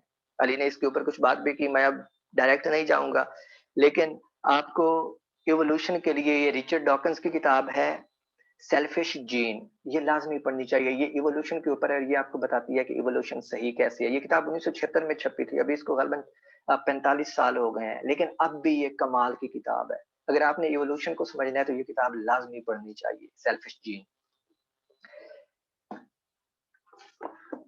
और डार्विन के नाम से ये किताब है डार्विन्स डेंजरस आइडिया, डार्विन का खतरनाक ख्याल। मुसन्निफ का नाम है डैनियल डेनेट। डैनेट अभी भी जिंदा है, इसकी 80 साल उम्र है और ये न्यूरो साइंटिस्ट है और फिलोसोफर है साइंस का। इस जैसा ज़हीन बंदा साइंस के अंदर जो फ़लसफ़ा कर रहा है, मेरा नहीं ख्याल ओलिवर सैक्स था जो अभी करंटली फ़ौत हो गया है और अभी ये बंदा मौजूद है। ये आपको सिर्फ़ इवोल्यूशन नहीं बताएगी कि इवोल्यूशन होता क्या है, ये आपको ये बताएगा कि इवोल्यूशन क्यों सही है और ये इतने तनाज़ुर में बताएगा, सोशियोलॉजी के तनाज़ुर में, साइंस के तनाज़ुर में, ये फिलोसोफर है, ये बंदा। काफ़ी मोटी किताब है, मेरे ख्याल में 600 सफ़हात की किताब है, लेकिन लाज़मी पढ़नी चाहिए, हाइली रिकमेंडेड क्योंकि जो ये वाली किताबें हैं, जैसे गैलीलियो की किताब है, ये बता रहा हूँ या इसके बाद जो मैं आखिरी किताब बताऊँगा, ये वो किताबें हैं, जो शुरू में मैंने बताई थी पॉपुलर साइंस की, वो किताबें थी जो आपके इल्म में इज़ाफ़ा करती हैं। फिर कुछ ऐसी किताबें आई थी जो आपको फ़र्क बताती हैं, जैसे फाइनमैन की किताब है कि पॉपुलर साइंस क्या होती है और रियल साइंस क्या होती है। फिर उसके बाद बायोग्राफ़ीज़ आई थी, जिसका रिकमेंड करने का मेरा मकसद ये था कि अगर आप लोग पढ़ें तो आपको एहसास हो कि आप इतने हम ये सोचते हैं कि शायद हम उतने ज़हीन नहीं हैं, तो आपको एहसास हो कि नहीं हम उतने ही ज़हीन हैं, सिर्फ़ वो लोग बहुत ज़्यादा मेहनती थे और थोड़े मुख्तलिफ तरीके से काम करते थे। तो उसका मकसद ये था। अब आपको नज़र आ रहा होगा कि मैंने हर किताबों को जो 4-5 रिकमेंड की हैं, मुख्तलिफ कैटेगरीज़ में रखा हुआ था। और ये वाली किताबें, गैलीलियो की किताब, ये डैनियल डेनेट की किताब, डार्विन्स डेंजरस आइडिया, ये वो वाली किताबें हैं जो आप इसको आप कह सकते हैं फूड ऑफ थॉट, जो आपके दिमाग के लिए खुराक का काम करती हैं। ये वो वाली किताबें हैं जो आपको नई सोच देती हैं, आगे फ्यूचर में सोचने के लिए नए टॉपिक्स देती हैं। ठीक है? तो ये these books are like food of thoughts, ये लाज़मी पढ़नी चाहिए। एक ये, और ये आखिरी किताब जो आज मैं रिकमेंड करूँगा, अर्नेस्ट मेयर की, व्हाट इज़ बायोलॉजी? शायद बायोलॉजी बहुत अंडरमाइंड किया गया है एज़ अ मज़मून। ये किताब आपको बायोलॉजी का फ़लसफ़ा, साइंस का फ़लसफ़ा और इसमें हमारी सोसाइटी का क्या किरदार है, ये सारा बताएगा। अर्नेस्ट मेयर ये 2005 में फ़ौत हुआ है। 1904 में पैदा हुआ था। 101 साल की इसकी ज़िंदगी पाई है। पिछली सदी का अमेरिका का टॉप का बायोलॉजिस्ट माना जाता है। दिस इज़ बायोलॉजी नाम से ही ज़ाहिर है, जिसमें वो जैसे आपको कुछ बताना चाह रहा है, ये है बायोलॉजी। आप इसको पढ़ेंगे तो आपको पता चलेगा कि ये किताब कितनी ज़बरदस्त है। ओह बाय द वे, इसको सिर्फ़ मैं ही नहीं रिकमेंड कर रहा, स्टीवन वाइनबर्ग जिसने अब्दुल सलाम के साथ नोबेल प्राइज़ शेयर किया था 1979 में, ये उसकी भी रिकमेंडेड किताब है, दिस इज़ बायोलॉजी। वैसे तो आपको अर्नेस्ट मेयर की सारी किताबें पढ़नी चाहिए, लेकिन अगर आप सिर्फ़ एक किताब पढ़ना चाहें, तो वो ये एक किताब है। मेरे पास किताबें खत्म हो गई हैं। मैं एक किताब और बताऊँगा और फिर हम ओपन डिस्कशन की तरफ जाएँगे कि आप किस तरह की पढ़ना चाहते हैं और आपका शौक किस तरह का है। और वो किताब मेरा बताने का इरादा नहीं था, लेकिन मेरा अब दिल बन रहा है। गेराल्ड होल्टन की किताब है। गेराल्ड होल्टन फिज़िसिस्ट है और इसकी बहुत ज़्यादा रिसर्च आइंस्टाइन के ऊपर है। हार्वर्ड यूनिवर्सिटी के फिज़िक्स डिपार्टमेंट में ये प्रोफ़ेसर एमेरिटस है और अब ये देख लें कि इसकी अभी उम्र 99 साल है और अभी भी ये ऑफ़िस आता है और काम करता है और इसकी सबसे ज़्यादा रिसर्च आइंस्टाइन के ऊपर है। ये जो किताब मैं आपको रेकमेंड कर रहा हूँ, किताब का नाम है the advancement of science and its burden. Science की तश्कील और उसके बर्डन्स जो हैं। इसके अंदर ये बंदा आपको आइंस्टाइन का थॉट प्रोसेस बताता है कि आइंस्टाइन जो है वो कैसे सोचता था। इसने कुछ 50 साल से, पिछले 60 साल से आइंस्टाइन के ऊपर रिसर्च की है। इसकी एक-एक किताब पढ़ने वाली है। मैंने इसकी 4 किताबें पढ़ी हैं और मैं हैरान हो गया हूँ कि आइंस्टाइन कैसे सोचता था। लाज़मी पढ़नी चाहिए अगर एक किताब ये अब ईज़ी रीड नहीं है, मतलब एक-एक सफ़े के ऊपर शायद आपका एक-एक दिन भी लग जाए, but it's worth reading. Gerald Holton मुसन्निफ़ का नाम है, किताब का नाम है the advancement of science and its burden. It's highly recommended, it's like additive book over all these. ये मेरे ख्याल में तकरीबन 1 साल की रीडिंग्स बनती है, मेरे ख्याल में तकरीबन ये 20 किताबें हैं, जो अगर आप स्टूडेंट्स हैं तो उसके साथ-साथ थोड़ा टाइम निकाल के पढ़ते रहें, लेकिन ये बेसिक किताबें हैं, लाज़मी पढ़नी चाहिए, लाज़मी पढ़नी चाहिए। अब हम ओपन डिस्कशन की तरफ जाते हैं, मैं अली की तरफ जाता हूँ, ताकि वो आपसे अगर आपके कुछ सवाल हैं तो उसको हम डिस्कस कर सकें। Thank you. Thank you so much फसी, आपने बहुत मज़ेदार डिस्कशन की है और यकीन करें बहुत सी किताबें मैंने पढ़ी हुई हैं इनमें से, लेकिन जिस अंदाज़ और जिस पैशन के साथ आपने हमें इनका तारुफ़ दिया है, मेरा दिल कर रहा है मैं दोबारा इनको पढूँ। और मैं समझता हूँ कि यही आपकी आज की टॉक की कामयाबी है, क्योंकि जिस चीज़ के अंदर पैशन ना हो तो वो फिर करने का मज़ा भी नहीं आता। तो बहरहाल अब हम ऑडियंस की तरफ चलते हैं। जो लोग बात करना चाहते हैं वो चैट के अंदर अपना क्वेश्चन भी कर सकते हैं और इसके अलावा अगर वो बात करना चाहते हैं तो हम उन्हें एक-एक करके इजाज़त देंगे कि वो अपने आप को अनम्यूट करें और बात करें। तो चैट में तो एज़ सच कोई क्वेश्चन नहीं है। पार्टिसिपेंट्स में से ये जी ताहिर भाई। महमूद आपने हैंड रेज़ किया है, तो आप बात करें। अनम्यूट कर लें खुद को। ताहिर महमूद। अस्सलाम वालेकुम सर। सर मेरे कुछ 2 क्वेश्चन हैं कि क्या हमें एक वक़्त में एक ही किताब पढ़नी चाहिए या एक से ज़्यादा भी पढ़ सकते हैं? और अगर एक से ज़्यादा पढ़ सकते हैं तो इसका क्या तरीकाकार हो सकता है? और दूसरा सर ये है कि एक किताब को एक मर्तबा पढ़ना काफ़ी है या ज़्यादा मर्तबा पढ़ना चाहिए? जी, फसी। ओह! ओके, पहले मुझसे अच्छा, बहुत ज़बरदस्त सवाल है, मतलब मैंने इस सवाल के ऊपर खुद बहुत सोचा है। तो मेरे ख़्याल में जो मैं अपना तरीकाकार बताऊँगा, उससे आप अपने लिए क्या, आपके लिए क्या मौज़ू है वो देख सकते हैं। मेरा तरीकाकार ये है कि मैं समटाइम्स 1 किताब पढ़ता हूँ, समटाइम्स मैं 4-4 किताबें भी पढ़ता हूँ। लेकिन उसमें एक फर्क होता है। मिसाल के तौर पे अगर मैं सटल इज द लॉर्ड पढ़ रहा हूँ आइंस्टाइन की, ठीक है, ये बायोग्राफी है, तो मैं इसके साथ जो दूसरी किताब शुरू करूंगा वो मैं किताब साइंस की नहीं शुरू करूंगा, या तो फलसफे की शुरू करूंगा या लिटरेचर की शुरू करूंगा, क्योंकि लिटरेचर जो है वो एक स्टोरी है, something which is related to society, एक कहानी है। जब आप साइंस की किताब पढ़ते हैं तो साइंस की 2 किताबें मैं इसलिए एक साथ रेकमेंड नहीं करूंगा, क्योंकि साइंस की पढ़ते हुए आपको अक्सर जो कुछ आप पढ़ते हैं उसके ऊपर सोचना भी पड़ता है। मिसाल के तौर पे आप आइंस्टाइन को पढ़ रहे हैं, उसकी थ्योरी ऑफ रिलेटिविटी पढ़ रहे हैं, तो लफ्ज़ों से ज़रूरी नहीं होता कि आपको जैसे-जैसे अगर तो आप फिज़िक्स मेजर है और आपने वो चीज़ें पहले पढ़ी हुई हैं, आपको कोई ज़रूरत नहीं है, आप पढ़ते हैं, ठीक है, आपको अंडरस्टैंडिंग है। लेकिन अगर आप पहली दफ़ा पढ़ रहे हैं वो चीज़ और उसको समझना भी चाह रहे हैं, तो समटाइम्स ऐसा होता है कि आप उसको पढ़ के थोड़ी देर रुक जाते हैं, उसको अब्ज़ॉर्ब करते हैं, उसको उसके ऊपर सोचते हैं, ठीक है? अब सोचने के दौरान ये तो नहीं है कि आप हर वक़्त सोच रहे हैं, तो आप साथ में कोई और किताब शुरू कर दें, लिटरेचर की कोई किताब शुरू कर लें, तो उस सेंस में मैं समझता हूँ कि ये ठीक है। लेकिन मैं एक ही टॉपिक के रिलेटेड एक से ज़्यादा किताबें एक वक़्त शुरू नहीं करता। अगर मैं रिलेटिविटी पढ़ रहा हूँ, तो दूसरी मैं कोई ऐसी किताब पढ़ूँगा जैसे डैनियल डेनेट की है, डार्विन्स डेंजरस आइडिया, मैं वो शुरू कर लूँगा। 2 मुख्तलिफ किताबें हैं, मतलब मेरे ज़हन में 2 मुख्तलिफ टॉपिक हों, 2 मुख्तलिफ चीज़ों के ऊपर मैं सोच रहा हूँ, ठीक है? एक के ऊपर आपको लगता है कि आप अब और मज़ीद नहीं सोच सकते, तो आप दूसरे के ऊपर सोचने लग जाते हैं। लेकिन मैं बार-बार सोचना कह रहा हूँ, ये बहुत ज़रूरी है साइंस के अंदर। किताब को आप कहानी नहीं, साइंस की किताब को आप कहानी नहीं बना सकते। ऐसा नहीं है कि आप बस इसको रीडिंग करके चले जाएँ, जब तक मैं ये कहता हूँ कि आपको कोई लाइन समझ नहीं आती तो उससे आगे बढ़ना फ़ुज़ूल है। हो सकता है वो लाइन आगे जाके किसी चीज़ से कनेक्टेड हो और आपको इसका मतलब है वो कांसेप्ट समझ नहीं आएगा। दूसरा सवाल आपका था कि क्या एक किताब एक दफ़ा पढ़ना काफ़ी है? किताब के ऊपर डिपेंड करता है। कुछ ऐसी किताबें भी हैं जो मैंने बज़ाते खुद 4 दफ़ा पढ़ी हैं। मैं समटाइम्स नॉवेल्स भी 4 दफ़ा पढ़ लेता हूँ। अली को पता होगा, दस्तोवस्की का फ़ैन हूँ मैं, तो मैं उसके लिटरेचर के नॉवेल भी 1 से ज़्यादा दफ़ा पढ़ लेता हूँ। साइंस की किताबें, जैसे मैंने ये आपको आखिरी किताब बताई थी, गेरल्ड होल्टन की advancement of science and its burden. इस जैसी किताबें ज़ाहिर है आप एक दफ़ा पढ़ के सारी नहीं समझ सकते। अगर आप साइंस के फ़लसफ़े के ऊपर पढ़ रहे हैं, लेट्स से कार्ल पॉपर की कोई किताब पढ़ रहे हैं, तो आप एक दफ़ा पढ़ेंगे, कुछ चीज़ें समझ आएँगी, कुछ नहीं आएँगी, तो आपको दोबारा पढ़नी होगी, ठीक है? तो ये सारा डिपेंड करता है कि आपको आपको क्या फ़ीलिंग आती है कि क्या आपने एक दफ़ा पढ़ के सारा उसको समझ लिया है। तो ये उससे भी डिपेंड करता है कि आपका बैकग्राउंड क्या है। अगर आप फिज़िक्स का बैकग्राउंड है, तो हो सकता है आपको एक दफ़ा पढ़ने की ज़रूरत हो। फिज़िक्स के बैकग्राउंड के साथ भी ये हो सकता है कि आपको एक ही किताब एक से ज़्यादा दफ़ा पढ़ने की ज़रूरत हो।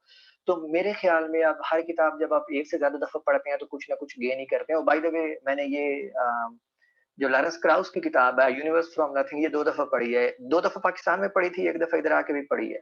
अब ये कॉस्मोलॉजी है, मुझे पता है क्या है, लेकिन बस वो किताब हर दफ़ा पढ़ने से आपको लुत्फ़ ऐसा देती है कि आप कहते हैं नहीं, मुझे लगता है मुझे कुछ और समझने की ज़रूरत है।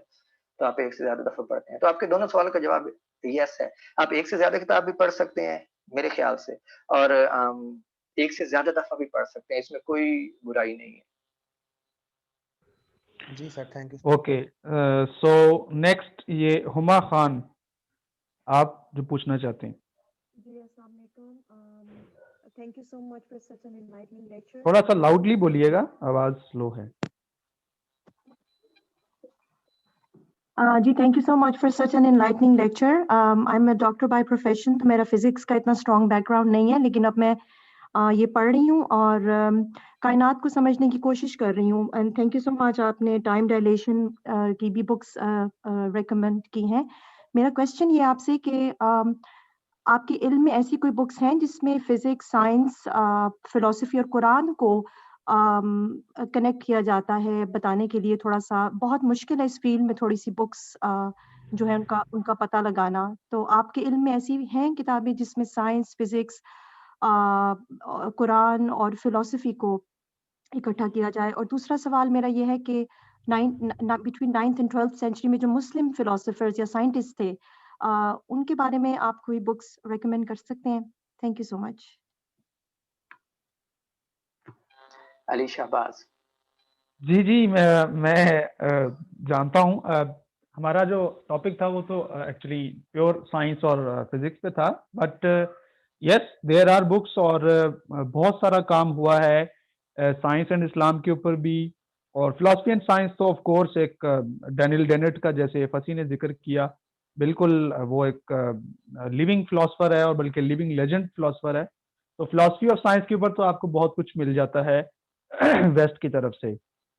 इसके अलावा लॉस्ट इस्लामिक हिस्ट्री के नाम से एक बुक है फिरास अल खतीब की, वो बहुत अच्छी किताब है और उसके अंदर मुस्लिम साइंस के ऊपर बहुत कुछ मिल जाता है। इसके अलावा जो कुछ किताबें हैं, मसलन कुरान, बाइबल एंड साइंस एक है, मोर की किताब है, और इस तरह की कुछ किताबें हैं, अभी मेरे माइंड में नहीं है, लेकिन ऑफ कोर्स हम इसके ऊपर भी किसी वक्त बात कर सकते हैं। तो मैं इसके ऊपर कुछ कहना चाहूंगा, अगर अली आपने बात मुकम्मल कर जी दी जी है जी, तो। बात करें, बात करें। बहुत शुक्रिया डॉक्टर हुमा आपकी अप्रिसिएशन का। बाकी ये है कि मसला ये है कि हम साइंस और रिलीजन को इकट्ठा इसलिए भी नहीं डिस्कस करना चाह रहे थे क्योंकि इसके ऊपर मुख्तलिफ व्यूज हैं, और मतलब कुछ लोग, हम भी मानते हैं रिलीजन को ऑफ कोर्स, और लेकिन हम ये समझते हैं कि हम ठीक है, मजहब हमें कुछ चीजें बताता है जो हमने फॉलो करनी है, और साइंस एक अलग मेथोडोलॉजी है जो हमें इस नेचर को या हमारे इर्द गिर्द क्या हो रहा है उसको समझने में मदद करती है। तो ऑफ कोर्स ये पर्सन टू पर्सन डिपेंड करता है कि क्या वो मजहब और साइंस को मिलाना चाहता है। जो अली ने बात की अभी एक किताब की, कुरान, साइंस एंड बाइबल, इस तरह की किताब है, मैंने भी किताब पढ़ी है, पाकिस्तान में ही पढ़ी थी, नाम उसके मुसन्नफ का याद नहीं आ रहा।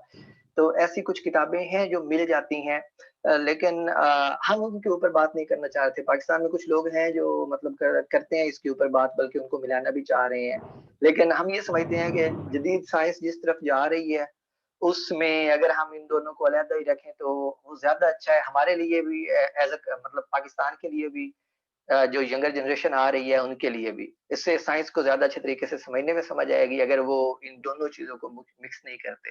बाकी हम कुछ किताबें ऑफ कोर्स अली और मैंने पढ़ी हुई हैं, तो हम अगर आप कहें तो बाद में उनको कंफर्म करके उनका लिंक दे देंगे। जी बिल्कुल। फिरास अल खतीब के अलावा जस्ट एक नाम मेरे माइंड में भी आया और वो बहुत ज़बरदस्त नाम है। जिम अल खलीली ने एक बुक लिखी है, दी पाथ फाइंडर्स, और डॉक्टर परवेज हूद भाई ने उनके इंट्रोडक्शन में उनके कमेंट्स भी शामिल किए हुए हैं। फिर परवेज साहब की किताब है, परवेज हूद भाई की किताब है साइंस और इस्लाम के हवाले से, अगरचे उसके ऊपर तनकीद काफ़ी ज़्यादा है, बट जो जिम अल खलीली की किताब है, that is considered as the standard text on history of Muslim science, तो वो आप देख सकते हैं। Okay, so next Waqas Mughal, आप बात करें। वकास मुगल। अस्सलाम वालेकुम फसी, क्या हाल है? ठीक है। वालेकुम अस्सलाम। अच्छा फसी, मैं ये सोच रहा था कि आपने साइंस पे काफ़ी अच्छी डिस्कशन की है और बहुत ही अच्छे तरीके से लोगों को मोटिवेट किया किताबें पढ़ने की तरफ। तो मैं ये कह रहा था कि जो एक टॉपिक सूडो साइंस के हवाले से भी बहुत मशहूर हो गया है और बहुत सी किताबें उस पर भी लिखी जा रही है जो कि फिलॉसफी से भी कंसर्न करता है, तो अगर 2 4 5 किताबें उसके बारे में भी बता देते ताकि लोगों को आइडेंटिफिकेशन हो जाती कि सूडो साइंस कौन कर रहा है और साइंस कौन कर रहा है। ये वकास बहुत जबरदस्त पॉइंट तुमने उठाया है, और ये इसके ऊपर 2-4 किताबें नहीं, इसके ऊपर पूरा एक लेक्चर बनता है पाकिस्तान में।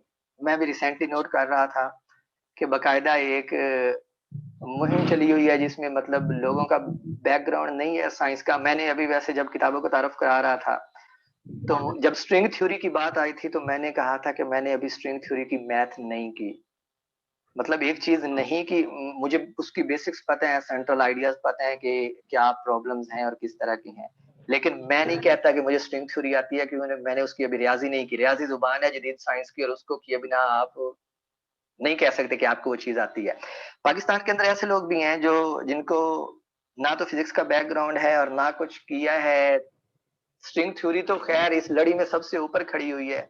जो बुनियादी साइंसेज हैं, जो स्टेप्स हैं, जो आप लेके सारे कोर्सेज पढ़ के ऊपर जाते हैं, वो भी नहीं पढ़े लेकिन फिर भी वो स्ट्रिंग थ्योरी पढ़ा रहे हैं या तबलीग कर रहे हैं उसकी, और उनके पीछे क्या मोटिव है मुझे नहीं पता। लेकिन सूडो साइंस के ऊपर वकास एक पूरा लेक्चर बनता है, सिर्फ कुछ किताबें नहीं बनती। और मेरा अपना ये मानना है कि मैं सोच रहा था कि जो हम कोशिश कर रहे हैं ये कोशिश किस ज़ुमरे में आती है? मतलब हम सारे खुद स्टूडेंट हैं, लड़के-लड़के हैं, अली की बहुत ज़बरदस्त मूव है कि वो इस तरह के लेक्चर अरेंज कर रहा है। लेकिन ये लफ्ज़ जो है हाइज़नबर्ग और श्रोडिंगर और इनके लिए और पॉली के लिए इस्तेमाल किया जाता था 20वीं सदी के दूसरी दहाई में। इसको कहते थे बॉय साइंस, जब वो क्वांटम मैकेनिक्स सारे ये बना रहे थे।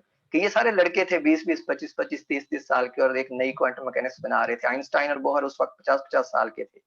तो इसको अक्सर लोग साइंस में बॉय साइंस भी कहते हैं। हम ये कोशिश कर रहे हैं लेकिन कुछ लोग जो हैं वो इसके अगेंस्ट चल रहे हैं। डॉक्टर हुमा ने सवाल किया था कि साइंस और मज़हब के ऊपर पढ़ना एक चीज़ है, लेकिन कुछ लोग ये कर रहे हैं कि वो साइंस की थ्योरीज़ को ये बता रहे हैं कि 800 साल पहले किसी मुस्लिम साइंटिस्ट ने वो थ्योरी दी थी। मुझे उसके ऊपर कोई एतराज़ नहीं है, लेकिन अभी रिसेंटली में एक फेसबुक के ऊपर ये एक कमेंट से गुजरा जिसमें लिखा हुआ था कि स्ट्रिंग थ्योरी ये लूप क्वांटम ग्रेविटी आज से 800 साल पहले किसी मुस्लिम साइंसदान ने दी थी। मुझे कोई एतराज नहीं है इसके ऊपर, लेकिन मेरा एक सवाल है कि अगर आपने वो लूप क्वांटम ग्रेविटी कि उस मुस्लिम साइंसदान की किताब में ढूंढ ली है और आपको समझ भी आ गई है कि ये मौजूदा लूप क्वांटम ग्रेविटी ही है, तो आप दो काम कीजिए। पहला काम ये है कि अगर आपको समझ आ गई है तो लूप क्वांटम ग्रेविटी और स्ट्रिंग थ्योरी ये फंसे हुए हैं, ये अभी मुकम्मल नहीं हुए, ये अभी थ्योरी ऑफ एवरीथिंग नहीं बने। तो आपको अगर समझ आ गई है तो जरा इसको पूरा ही कर दें, फिर पता चल जाएगा ना कि क्या ये दोनों एक जैसी हैं या मुख्तलिफ हैं, जो 800 साल पहले आई थी या जो बेचारे साइंसदान अब पहुंचे हैं। और रियाजी जो है ये सबसे पहले साइंस के अंदर गैलीलियो ने मुतारफ कराई थी। अगर बिना रियाजी के आप लूप क्वांटम ग्रेविटी कर लेते हैं तो फिर मसला ही क्या है, फिर जरा बता दें और नोबेल इनाम जीत लें, फील्ड मेडल्स भी जीत लें। तो जबरदस्त सवाल है वकास, इसके ऊपर हम करेंगे, कोई प्रोग्राम ही करना पड़ेगा सूडो साइंस के ऊपर कि ये बिल्कुल जो हमारी यूथ है, जो स्टूडेंट्स बेचारे पढ़ने की कोशिश कर रहे हैं, उनको किसी दूसरी तरफ ना लगाया जाए, उनको सही सीमत दिखाई जाए। ये भी है ना कि जब हम भी स्टूडेंट थे तो हम भी इसी फेज से गुजर रहे थे और ज्यादातर सूडो साइंस की तरफ अट्रैक्ट हो जाते थे और फिर उस तरह की किताबें पढ़ के खास किस्म का तश्कील हो जाता है। एग्जैक्टली और यही बात है कि मसला ये है कि जब हम इस फेज से गुजर रहे थे तो हमें कोई गाइड करने वाला नहीं था। तो हमें हमारा हम पाकिस्तानी होने के नाते अगर हमें इस चीज से कोई गर्ज है कि पाकिस्तान में साइंस जो है वो तरक्की करे, तो अब हमें अपने यंगर्स को गाइड करना होगा कि क्या सही है क्या गलत है। अगर हम एक्सपीरियंस थोड़ा ले चुके हैं तो जरूरी नहीं है कि वो भी उस फेज से गुजर के अपने जो प्राइम टाइम होता है अर्ली 20s का वो जाया कर लें और फिर जब 30 साल के हो जाए तो हमारी तरह इधर बैठ के लेक्चर दें। अगर उनको हम बता सकते हैं तो हमें उनको अभी से गाइड करना होगा फिर।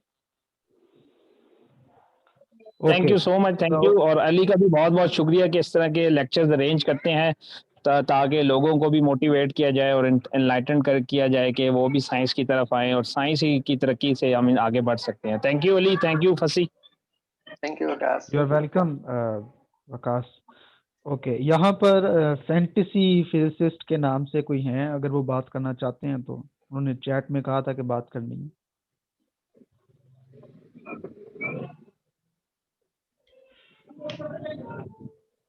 Sir excuse me sir. जी जी बात करें।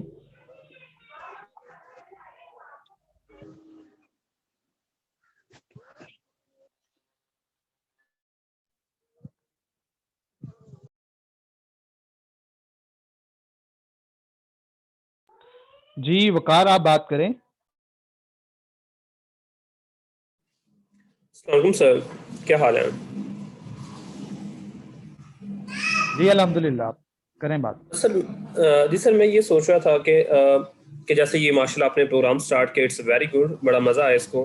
और मुझे खैर आज ही फेसबुक से पता चला था, तो कुछ ऐसा नहीं हो सकता कि हम हॉट टॉपिक्स पे कोई हर संडे कोई डिस्कशन रख लें, तो फसी साहिब या कोई और आप में से उन पे हमारे रहनुमाई फरमा दिया करें, उन टॉपिक्स पे हमारे जो क्वेश्चंस उनके रिप्लाई कर दिया करें।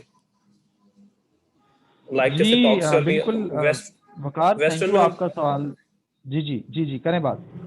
जी सर, जैसे हम देख रहे हैं वेस्टर्न में बड़ी अच्छी टॉक चल रही होती है अभी, कभी वो स्ट्रिंग थ्योरी पे बात कर रहे हैं, कभी कहीं भी बात कर रहे हैं। खैर हमारी मीडिया पे इस किस्म का ट्रेंड नहीं है, तो ये बड़ी बदकिस्मती है हमारी। लेकिन चले हम कुछ ऐसा अरेंज कर सकें तो कोई अच्छा फिलोसफर बुला लिया जाए, वो हमें बाय संडे को टॉक दे दिया करे किसी टॉपिक पे।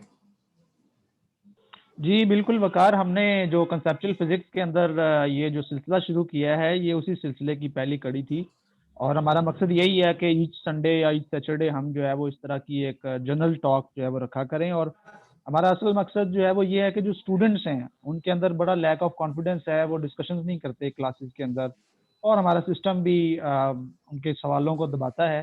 तो हम इस तरह के प्रोग्राम रखा करें जिनके अंदर एक लाइट सी डिस्कशन हो ऑफ कोर्स उसको हम बहुत ज़्यादा डेंस भी नहीं कर सकते कि स्टूडेंट्स भाग ही जाएँ। तो हम लाइट जी सर। टॉपिक्स के ऊपर जो है वो इस तरह की सॉफ्ट डिस्कशंस को अरेंज करना चाहते हैं। तो इसमें हम चाहेंगे कि आप भी हमारी हेल्प करें, कोई टॉपिक सजेस्ट करने में या कोई स्पीकर सजेस्ट करने में, बिल्कुल हम इसके ऊपर काम करेंगे। जी सर, रिसेंटली मैंने एमफिल फिजिक्स किया है कॉमर्स यूनिवर्सिटी लाहौर से। तो इसके साथ-साथ जो है वो मैं बीएस लेवल में टीचिंग भी कर रहा हूँ। तो उस हवाले से हम अरेंज कर सकते हैं, कुछ मेरे प्रोफ़ेसर्स हैं, होपफुली वो भी इसको एन्जॉय जी, जी, करेंगे। बिल्कुल, बिल्कुल, बिल्कुल। थैंक यू सो वो much, number thank you so much. जी, जी, नंबर वो मैंने आपका नोट कर लिया, तो वो हाँ, मैं आपसे राब्ता करूँगा इंशाल्लाह। Okay, okay, thank you so much. जी, ओके बहुत शुक्रिया सर, बहुत शुक्रिया। ताशफीन हैदर आप बात करें।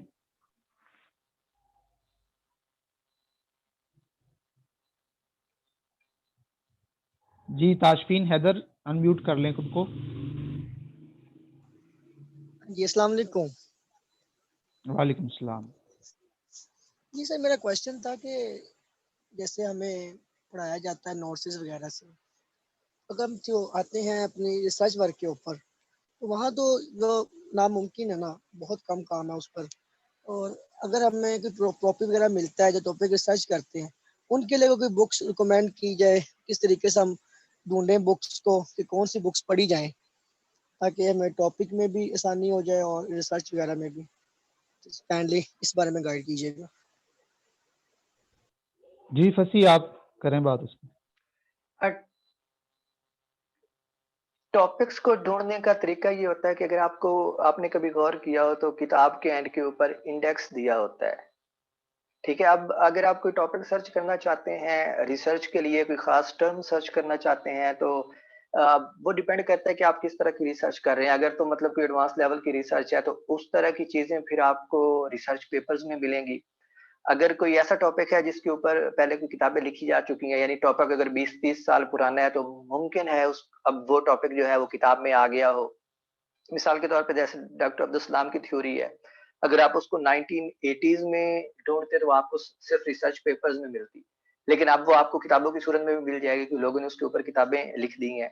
तो इस तरह डिपेंड करता है। इसके लिए एक बहुत अच्छी वेबसाइट है आर्काइव के नाम से, ये कॉर्नेल यूनिवर्सिटी की वेबसाइट है। इसके ऊपर आपको 1992 के बाद से लेके अब तक तकरीबन जितने भी पेपर पब्लिश हुए हैं ना, फिज़िक्स और इसके मुख्तलिफ ब्रांचेज़ में वो सारे के सारे मिल जाएँगे।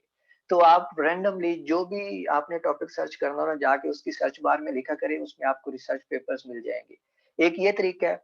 दूसरा तरीका ये है कि आप गूगल कर सकते हैं और गूगल बुक्स में जा सकते हैं। अगर कोई पेपर है जिसकी एक्सेस आपको नहीं है तो उसको देखें, कोशिश करें आर्काइव के ऊपर देखने की, जो कॉर्नल की वेबसाइट है, तो वहाँ से आपको मिल जाएगा। अगर कोई पुराना टॉपिक देखना चाह रहे हैं तो वो फिर बुक्स के अंदर बुक्स की एक क्विक तरीका ये होता है कि इंडेक्स में देखें, जो एंड के ऊपर दिया होता है। इंडेक्स का मकसद ये होता है कि आप क्विक सर्च करना चाहते हैं किसी चीज़ को, तो बस उससे गो थ्रू करें। वो आपको पेज नंबर बताएगा कि इस पेज के ऊपर इस टॉपिक के बारे में लिखा हुआ है, तो वो आप जाके देख लें। ओके चैट के अंदर ये हमारे बहुत अच्छे दोस्त हैं, ओन रज़ा जाफ़री ने सवाल किया है कि मेरा सवाल है कि इल्म सीखने में ज़ुबान को भी सीखना होगा, क्या हमें साइंस को पढ़ने के लिए इंग्लिश सीखना लाज़मी है? उर्दू ज़बान में किस हद तक साइंस की अच्छी किताबें मौजूद हैं? बहुत अच्छा सवाल है, बस ये आप इस पे रिस्पॉन्ड करें। मैं इस सवाल को पढ़ रहा था और मैं इसके ऊपर बात करना भूल गया जब मैं किताबें रिकमेंड कर रहा था। तो हमारी मजबूरी बन गई है ज़ुबान सीखना और मेरा अपना ज़ाती एक्सपीरियंस है जो मैंने कुछ पढ़ाने से हासिल किया या अभी जो मैं पाकिस्तानी स्टूडेंट से इंटरेक्ट करता हूँ, उससे जो मुझे थोड़ा तजुर्बा है वो ये है कि हमारा सबसे बड़ा मसला ही ज़ुबान का है और शायद यही एक मोटिवेशन थी जिसके ऊपर मैंने लिखना उर्दू में या ट्रांसलेट करना शुरू किया साइंसी किताबों को या साइंसी मज़ामीन को। ज़ुबान जब मैं पढ़ाता था तो स्टूडेंट्स मुझसे सवाल पूछते थे, मुझे सवाल की करेक्शन करनी पड़ती थी और उसके बाद मतलब जो सवाल पूछते थे उसका बिल्कुल और मीनिंग होता था। जब मैं करेक्शन करता था तो मुझे कहते थे सर यही तो हम पूछ रहे हैं। जिससे पता चलता था कि ज़ुबान का कितना मसला है। वो एक सवाल ही सही तरह से नहीं पूछ सकते, अगर वो पूछ नहीं सकते तो उसको सही तरह से लिख या बयान कैसे कर पाएँगे? तो ये हमारी मजबूरी है। अगर आप एक अ, अच्छे साइंटिस्ट बनना चाहते हैं तो आपको पहली हर्डल हर्डल यही है कि आप ज़ुबान सीखें। एक वेबसाइट है गुड थ्योरेटिशियन के नाम से, गुड थ्योरेटिकल फिजिसिस्ट के नाम से वेबसाइट बनाई है प्रोफेसर टी हूफ्ट ने। टी हूफ्ट हॉलैंड का साइंटिस्ट है और नोबेल प्राइज विनर है मेरे ख्याल में 1999 का। उसने अपनी वेबसाइट के ऊपर सबसे पहली बात यही लिखी है कि अगर आप अच्छे साइंसदान बनना चाह रहे हैं तो सबसे पहले तो इंग्लिश जुबान सीखें। मजबूरी है, ज्यादातर किताबें उसी में है। तो अब ये बड़े अफसोस की बात है कि हमने अब इंग्लिश में इस तरह ट्रांसफर कर दिया अपना एजुकेशन सिस्टम कि हमारे स्टूडेंट्स को ना उर्दू अच्छी आती है, ना इंग्लिश अच्छी आती है। इसमें कोई अम, कतराने की बात नहीं है ऑनेस्टली। ना उर्दू अच्छी आती है, ना इंग्लिश अच्छी आती है। मैं उर्दू में मज़ामीन लिखता हूँ, मुझे स्टूडेंट्स के मैसेज आते हैं, सर इस टर्म को इंग्लिश में लिख दें या मज़मून इंग्लिश में लिख दें। मुझे मेरे बहुत सारे जानने वाले टीचर्स कह रहे होते हैं इसको इंग्लिश में लिख दें, और इंग्लिश में लिख दो तो उनको इंग्लिश की भी समझ नहीं आती, उसका और मीनिंग ले रहे होते हैं। इसमें कोई शर्म वाली बात नहीं है क्योंकि हमारी ज़ुबान नहीं है, जो हमारी ज़ुबान है वो हमें आती है। तो मैंने बहुत पहले ना जब मैं पाकिस्तान में था तो इसके ऊपर देखना शुरू किया कि क्या किताबें मौजूद हैं उर्दू के अंदर, और मुझे उर्दू में साइंस की, खासकर फिजिक्स की वो किताबें मिली कि मेरा दिमाग हैरान रह गया। मिसाल के तौर पे आप इस्लामाबाद में अगर मुक़तदरा कौमी ज़ुबान के अंदर जाएँ, जिसको आप नेशनल लैंग्वेज अथॉरिटी कहते हैं, ये शिफा हॉस्पिटल की बैक साइड पे है। तो उसकी लाइब्रेरी में फिजिक्स की, उर्दू की वो किताबें पढ़ी हैं कि आपका दिमाग दंग रह जाए। मिसाल के तौर पे जैक्सन जो मुश्किल तरीन किताब है इलेक्ट्रोडायनामिक्स के ऊपर, उर्दू ट्रांसलेशन में पढ़ी है। पेनोफ्स्की और फिलिप्स की इलेक्ट्रोडायनामिक्स के ऊपर उर्दू ट्रांसलेशन में किताब पढ़ी है। रियाज़ी के अंदर कैलकुलस के ऊपर ऐसी-ऐसी उर्दू में किताबें पढ़ी हैं, ट्रांसलेटेड भी और उर्दू में लिखी हुई भी, कि आपका दिमाग हैरान रह जाएगा। वो सारी किताबें 1960 की हैं या 70 की हैं, उसके बाद की कोई नहीं है। ये वो दौर है जब हमने साइंस के साथ भी और लैंग्वेज अपनी ज़ुबान के साथ भी सत्यानाश करना शुरू किया उसका। कन्फ्यूज़ हो गया कि हम किधर जाना चाहते हैं, इंग्लिश में या अंग्रेज़ी में। नतीजा ये निकला है कि आज हम कहीं भी नहीं खड़े हुए। अब तअद्दुद लिख दो तो लोगों को समझ नहीं आती कि ये फ्रीक्वेंसी है, फ्रीक्वेंसी लिखो, फ्रीक्वेंसी को उर्दू में लिखें तो कितना बुरा लगता है वो। ठीक है, आप वेवलेंथ लिखें या उसको तूल-ए-मौज लिखें, फ़र्क पड़ता है। लफ्ज़ों लैंग्वेज में फिर ये भी मसला होता है कि लफ्ज़ आप लिखने में कैसे आ रहे हैं। तअद्दुद लिखना बहुत आसान है फ्रीक्वेंसी की निस्बत। तो अब जनरलाइज़ेशन लिखेंगे या तामीम लिखेंगे, कौन-सा लफ्ज़ लिखना ज़्यादा आसान है? तो ये बहुत ज़बरदस्त सवाल है। तो अगर आप साइंस में फौरी तौर पे आगे जाना चाहते हैं तो मजबूरन आपको ज़ुबान सीखना होगी। तो हम कर ये सकते हैं कि ज़ुबान सीखें और जो कुछ हमारी बिसात में है वो आने वालों के लिए आसान कर दें। थोड़ा-थोड़ा उर्दू में लिखते भी जाएँ। तो इसमें उर्दू में ज़ाहिर बात है फिर टर्मिनोलॉजीज़ को पढ़ना भी पड़ेगा, तो आपको पुरानी किताबें पढ़नी भी होंगी जो उर्दू में लिखी हुई हैं। तो इमीडिएटली मैं यही कहूँगा कि आपकी मजबूरी है। अगर आप अच्छे साइंटिस्ट बनना चाहते हैं तो आपको इंग्लिश में बहुत अच्छा होना पड़ेगा, और ज़ुबान सारा फ़र्क डाल देती है इंग्लिश में। एक जो सतर लिखी हुई है, अगर आपको उसका मीनिंग ही नहीं पता चलेगा कि ये क्या बताना चाह रही है, तो साइंस में तो सारा चलता ही कॉन्सेप्ट है। अगर आप वो कॉन्सेप्ट ही उस लाइन से नहीं ले पाएँगे तो फिर तो कोई फ़ायदा ही ना हुआ पढ़ने का। तो मजबूरी है, आपको सीखना पड़ेगी इंग्लिश।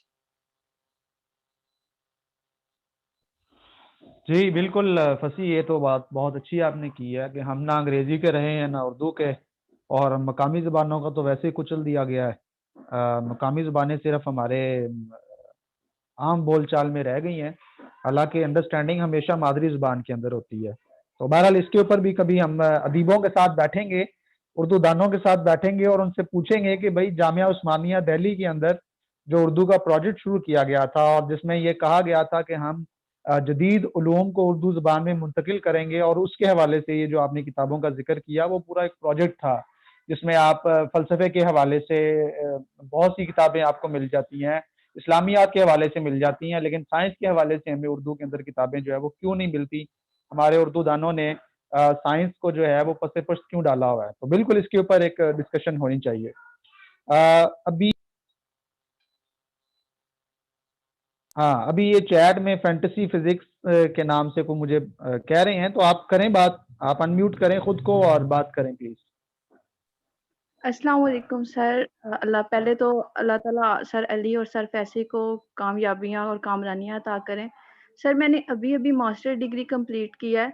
तो अभी तक हमारे टीचर्स हमें नोट्स रिकमेंड करते रहे हैं, कभी किसी ने कोई हमें ऑथर की बुक रिकमेंड नहीं की। और अब जब मैंने अपने कंसेप्ट क्लियर करने के लिए बुक्स को पढ़ना शुरू किए हैं, तो बहुत से ऐसे कंसेप्ट्स हैं जो मेरी क्या कहते हैं बेस में बैठे हुए थे, लेकिन वो अब गलत साबित हो रहे हैं। तो मैं बहुत ज़्यादा डिप्रेशन में चली जाती हूँ कि पहले जो हमारे टीचर्स ने कंसेप्ट बताए वो तो बिल्कुल ही गलत थे। और क्या कहते हैं, जब भी आप किसी अच्छे स्टूडेंट से मिलते हैं तो फिर ये डिप्रेशन और थोड़ी कॉम्प्लेक्सिटी आ जाती है इंसान के अंदर। तो इसको कैसे ओवरकम किया जाए? क्या मैं अब भी अच्छी फिजिक्स के कॉन्सेप्ट हासिल कर सकती हूँ? तो थोड़ी इस पे रहनुमाई हासिल कर बताएं आप हमें। Thank you for your prayers. और बहुत मेरा ख्याल रेलिवेंट क्वेश्चन किया है, और यही वो क्वेश्चंस हैं जो हमें चाहिए होते हैं। तो फसी, हैंड ओवर टू यू। सबसे पहले तो बहुत शुक्रिया जो आपने हमारे लिए कलमात इस्तेमाल किए। और अब आपके सवाल का जवाब देने की बजाय आपने कहा है कि आपने अभी एमएससी किया। मैं आपको एक कहानी सुनाता हूँ, सबको सुनाता हूँ सिर्फ मोटिवेशन के लिए। और कहानी मेरी अपनी है। ये उस वक्त भी है जब मैं अली को शुरू में मिला था, जब हमारी दोस्ती स्टार्ट हुई थी कायदे आज़म यूनिवर्सिटी के दिनों में। हम दोनों एमफिल कर रहे थे, तकरीबन एमफिल मुकम्मल करने के करीब थे। तो ये वो टाइम है जब 2011 की लेक्चर की सीट्स आई थी पीपीएससी के थ्रू, और उसमें अली लेक्चर हो गया था और मुझसे टेस्ट पास नहीं हुआ था। मैंने खुद से एक सवाल किया था कि मुझे क्या करना चाहिए। क्या टेस्ट मुश्किल था? जवाब सामने था कि अगर मेरे दोस्त पास कर गए हैं, मैंने पास नहीं किया, इसका मतलब है टेस्ट मुश्किल नहीं था, मुझे फिजिक्स नहीं आती। नेक्स्ट क्वेश्चन था, फिजिक्स नहीं आती और मैं फिजिक्स में एमएससी कर चुका हूँ, एमफिल करने के करीब हूँ, तो अब मुझे क्या करना चाहिए? या तो फिजिक्स छोड़ देनी चाहिए या फिर इस गलती का अजाला कर लेना चाहिए। और गलती का अजाला, जब आपको गलती का एहसास हो जाता है तो आप जितना जल्दी कर दें उतना बेहतर है। तो ये वो टाइम है जब मैंने खुद फिजिक्स पढ़ना शुरू की थी। मैं अब भी नहीं मानता कि मुझे कोई ज्यादा फिजिक्स आती है, लेकिन जब दूसरों को देखता हूँ तो मेरे बहुत सारे दोस्त जिनको पहले मुझसे ज्यादा फिजिक्स आती थी, अब मैं उनसे बहुत आगे निकल आया हूँ। वजह सिर्फ कि मैं उसके बाद कंसिस्टेंटली पिछले कुछ सालों से बस एक ही काम किया और वो पढ़ना है। आपने कहा आपने एमएससी की है, हम एमफिल में थे उस वक्त। और उस वक्त जो मैंने पहला काम किया था, मैंने मैट्रिक की फिजिक्स की किताबें उठा के पढ़ी, फिर मैंने एफएससी पढ़ी, फिर मैंने बीएससी सारी पढ़ी। मुझे सिर्फ एक काम था कि मैं अब पढ़ूंगा और जो गलती किया उसको सुधारूंगा। हमने भी नोट्स पढ़े हैं, सबने नोट्स पढ़े हैं। सिर्फ मैं बताना आपको ये चाह रहा हूँ कि आपके पास बहुत टाइम है, आपको एहसास हो गया है, ये सबसे अच्छी चीज है और ये पहला स्टेप होता है। अभी किताबें उठाएं, पढ़ना शुरू कर दें। सिर्फ एक एक काम करें, इस स्टेज के दौरान, पढ़ने वाली के दौरान शर्माना नहीं है और खुद को धोखा नहीं देना। मैं खुद को धोखा इसलिए कह रहा हूँ कि हमें पता होता है हमें कौन सी चीज आती है और कौन सी चीज नहीं आती। ठीक है, हम सिर्फ रख रखाव में कि दूसरा कहीं ये ना जान ले कि मुझे फिजिक्स नहीं आती, हम इसमें वो चीज पूछते नहीं है और वो हमारे साथ हमेशा रह जाती है। तो जहां से कोई चीज पता चलती है उसको सीखें, चाहे छोटा है चाहे कोई बड़ा है, कोई शर्माने की जरूरत नहीं है, सारे सीखते हैं। मैं अब भी आप जैसे लोगों को ये सारी कहानी बता रहा हूँ, उसका यही मतलब होता है कि मैं अब भी सीख रहा हूँ, कोई शर्माने की जरूरत नहीं है। आप एक दफा ये शर्माना छोड़ देंगे, ये झिझक उतर जाएगी, तो फिर आप देखेंगे कि आपको चीजें कैसे ज्यादा आ रही हैं, हर तरफ से आप सीखने लग जाएंगी। और दूसरा मैं ये कह सकता हूँ कि अगर आप मोटिवेटेड हैं तो आप फिर मुझे मैसेज कीजिएगा। मेरे पास एक प्लान है आपके लिए, कुछ स्टूडेंट्स पहले भी उसके ऊपर काम कर रहे हैं, यही पढ़ने वाला। तो आई होप उससे आपको भी फायदा होगा, मैं आपको बता दूंगा। मजीद अब शायद अली कुछ कहना चाहे तो। जी बिल्कुल, मेरा ख्याल है कि आपकी अपनी वो क्या कहते हैं कि जग बीती से ज्यादा हड बीती का फायदा होता है। तो आपने अपनी जो स्टोरी बताई है, मुझे उम्मीद है कि स्टूडेंट्स इससे बहुत ज्यादा सीखेंगे। और ऑफ कोर्स हमें सबसे पहले अपने जहन में ये बात तस्लीम कर लेनी चाहिए कि नो वन इज परफेक्ट। कोई भी परफेक्ट नहीं होता। आइंस्टाइन जैसा शख्स जो है वो क्वांटम थ्योरी और ब्लैक होल के ऊपर एतराजात करता रहा और वो उस नए इल्म को एक्सेप्ट नहीं कर सका। तो हम तो आइंस्टाइन के कदमों की खाक के बराबर भी नहीं है। तो ये कभी भी नहीं सोचना चाहिए कि दूसरों से हम डिप्रेस होना शुरू कर दें और कंपेयर करना शुरू कर दें। हर एक का अपना एक सफ़र है, अपने अपने रास्ते पे सब चल रहे हैं। बस कोशिश ये करें कि जिस ट्रेजेक्टरी पे आप चल रहे हैं उस पे आप पूरी तरह चलें, पूरी मेहनत के साथ चलें। और कोशिश ना करें कि आप दूसरों के साथ कंपेयर करें खुद को, ठीक है ना? बल्कि अगर करना भी चाहते हैं तो अपने नीचे देखें, मतलब उन लोगों को देखें कि जिनकी ये हालत है कि उनको अपनी गलती का एहसास तक नहीं है। तो फिर उम्मीद है कि इससे भी आपको कोई मोटिवेशन जो है वो मिलेगी। ओके, हाँ, ये बस एक लास्ट एक क्वेश्चन मिनट हम अली। लेंगे। हाँ, मैं कंपैरिजन के ऊपर जी, एक जी। बात कर दूं, आपने किसी से कंपैरिजन नहीं करना। हर रात अपना खुद से कंपैरिजन करना है कि आज के दिन आपने कोई नई चीज सीखी है, क्या गुज़श्ता दिन की निस्बत आज आप थोड़े से ऊपर वाले लेवल पे मौजूद हैं? अगर आप हैं तो आपको मुतमईन होके सो जाना चाहिए कि आपने आज कुछ लर्न किया है। बाकी लोग किधर जा रहे हैं अपनी लाइफ में उनको जाने दें, उनको कितनी फिज़िक्स आती है, कितना आगे हैं, नौकरियाँ ले रहे हैं, सक्सेस ले रहे हैं, लेने दें।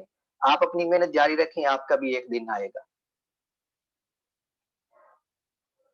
बिल्कुल, वो मुझे सर शम्स सर और रूमी की सर एक मैं बात बात याद कर आ रहा गई। हूँ। शम्स जो है ना, वो एक मौलवी के साथ बहस कर रहे थे, तो वो कह रहे थे कि जी 4 लोग हैं, वो नमाज़ पढ़ रहे थे, तो पहला बंदा जो है वो उसने नमाज़ में कोई गलती की, बोलना शुरू कर दिया। तो दूसरा बंदा जो है वो उसको कहने लग गया कि तुम्हारी नमाज़ खराब हो गई है। तो इन दोनों को देखते हुए तीसरा जो है उसने कहा, यार चुप करके नमाज़ पढ़ो। और चौथा जो है वो दिल में हँस रहा था कि यार ये तीनों नमाज़ नहीं पढ़ रहे। तो मुझे उम्मीद है इससे आपको समझ आ जाएगी कि हमें दूसरों से कंपेयर नहीं करना चाहिए अपने आप को। ओके, सर सॉरी, उबैदुल्ला मैं एक बात सैयद। करना चाह रहा हूँ। जी, जी, जी।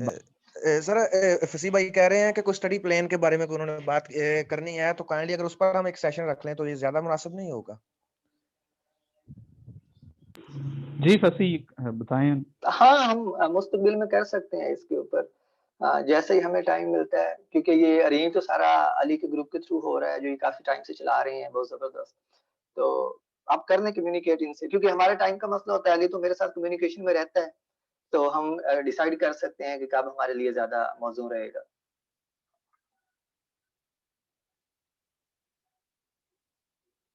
जी, इसके ऊपर हम इंशाल्लाह डिस्कशंस करते रहेंगे अपने ग्रुप के अंदर भी, और आइंदा मौज़ूआत को भी हम इसी तरह से मिल-जुल कर तय करेंगे। अभी ये उबैदुल्ला सैयद साहब कुछ कह रहे हैं कि जी मैं साइंस पढ़ता था और फिर मैंने साइंस पढ़नी छोड़ दी है, तो अभी मैं उनका शौक है साइंस पढ़ने का, कैसे पढ़ें, किससे पूछें?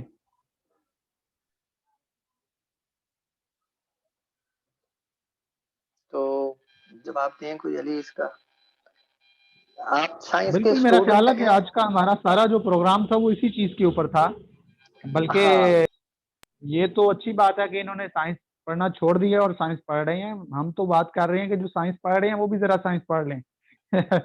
तो हम तो मतलब साइंस पढ़ने वालों को साइंस पढ़ने की दावत देना चाह रहे हैं। तो अगर आप साइंस नहीं पढ़ रहे तो फिर तो आपके लिए बहुत ज़्यादा, वो मुझे एक और कहावत याद आ गई कि एक शागिर्द किसी उस्ताद के पास जाकर कहता है कि मुझे जो है ना वो कुछ सिखाओ।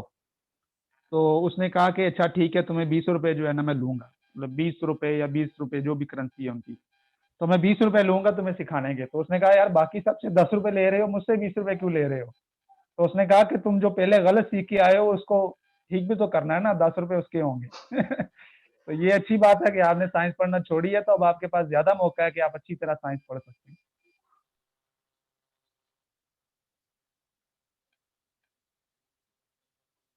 और आपको अगर कोई मसला है तो आप हमेशा कॉन्टैक्ट कर सकते हैं हमसे। बल्कि अली के ग्रुप में आ जाएँ तो उधर तो हम सारे डिस्कस ही यही चीज़ें करते हैं। जी, बिल्कुल। Okay, if there are no other questions, मेरा ख्याल है, तो फिर इसको फसी खत्म करें। हाँ, बिल्कुल।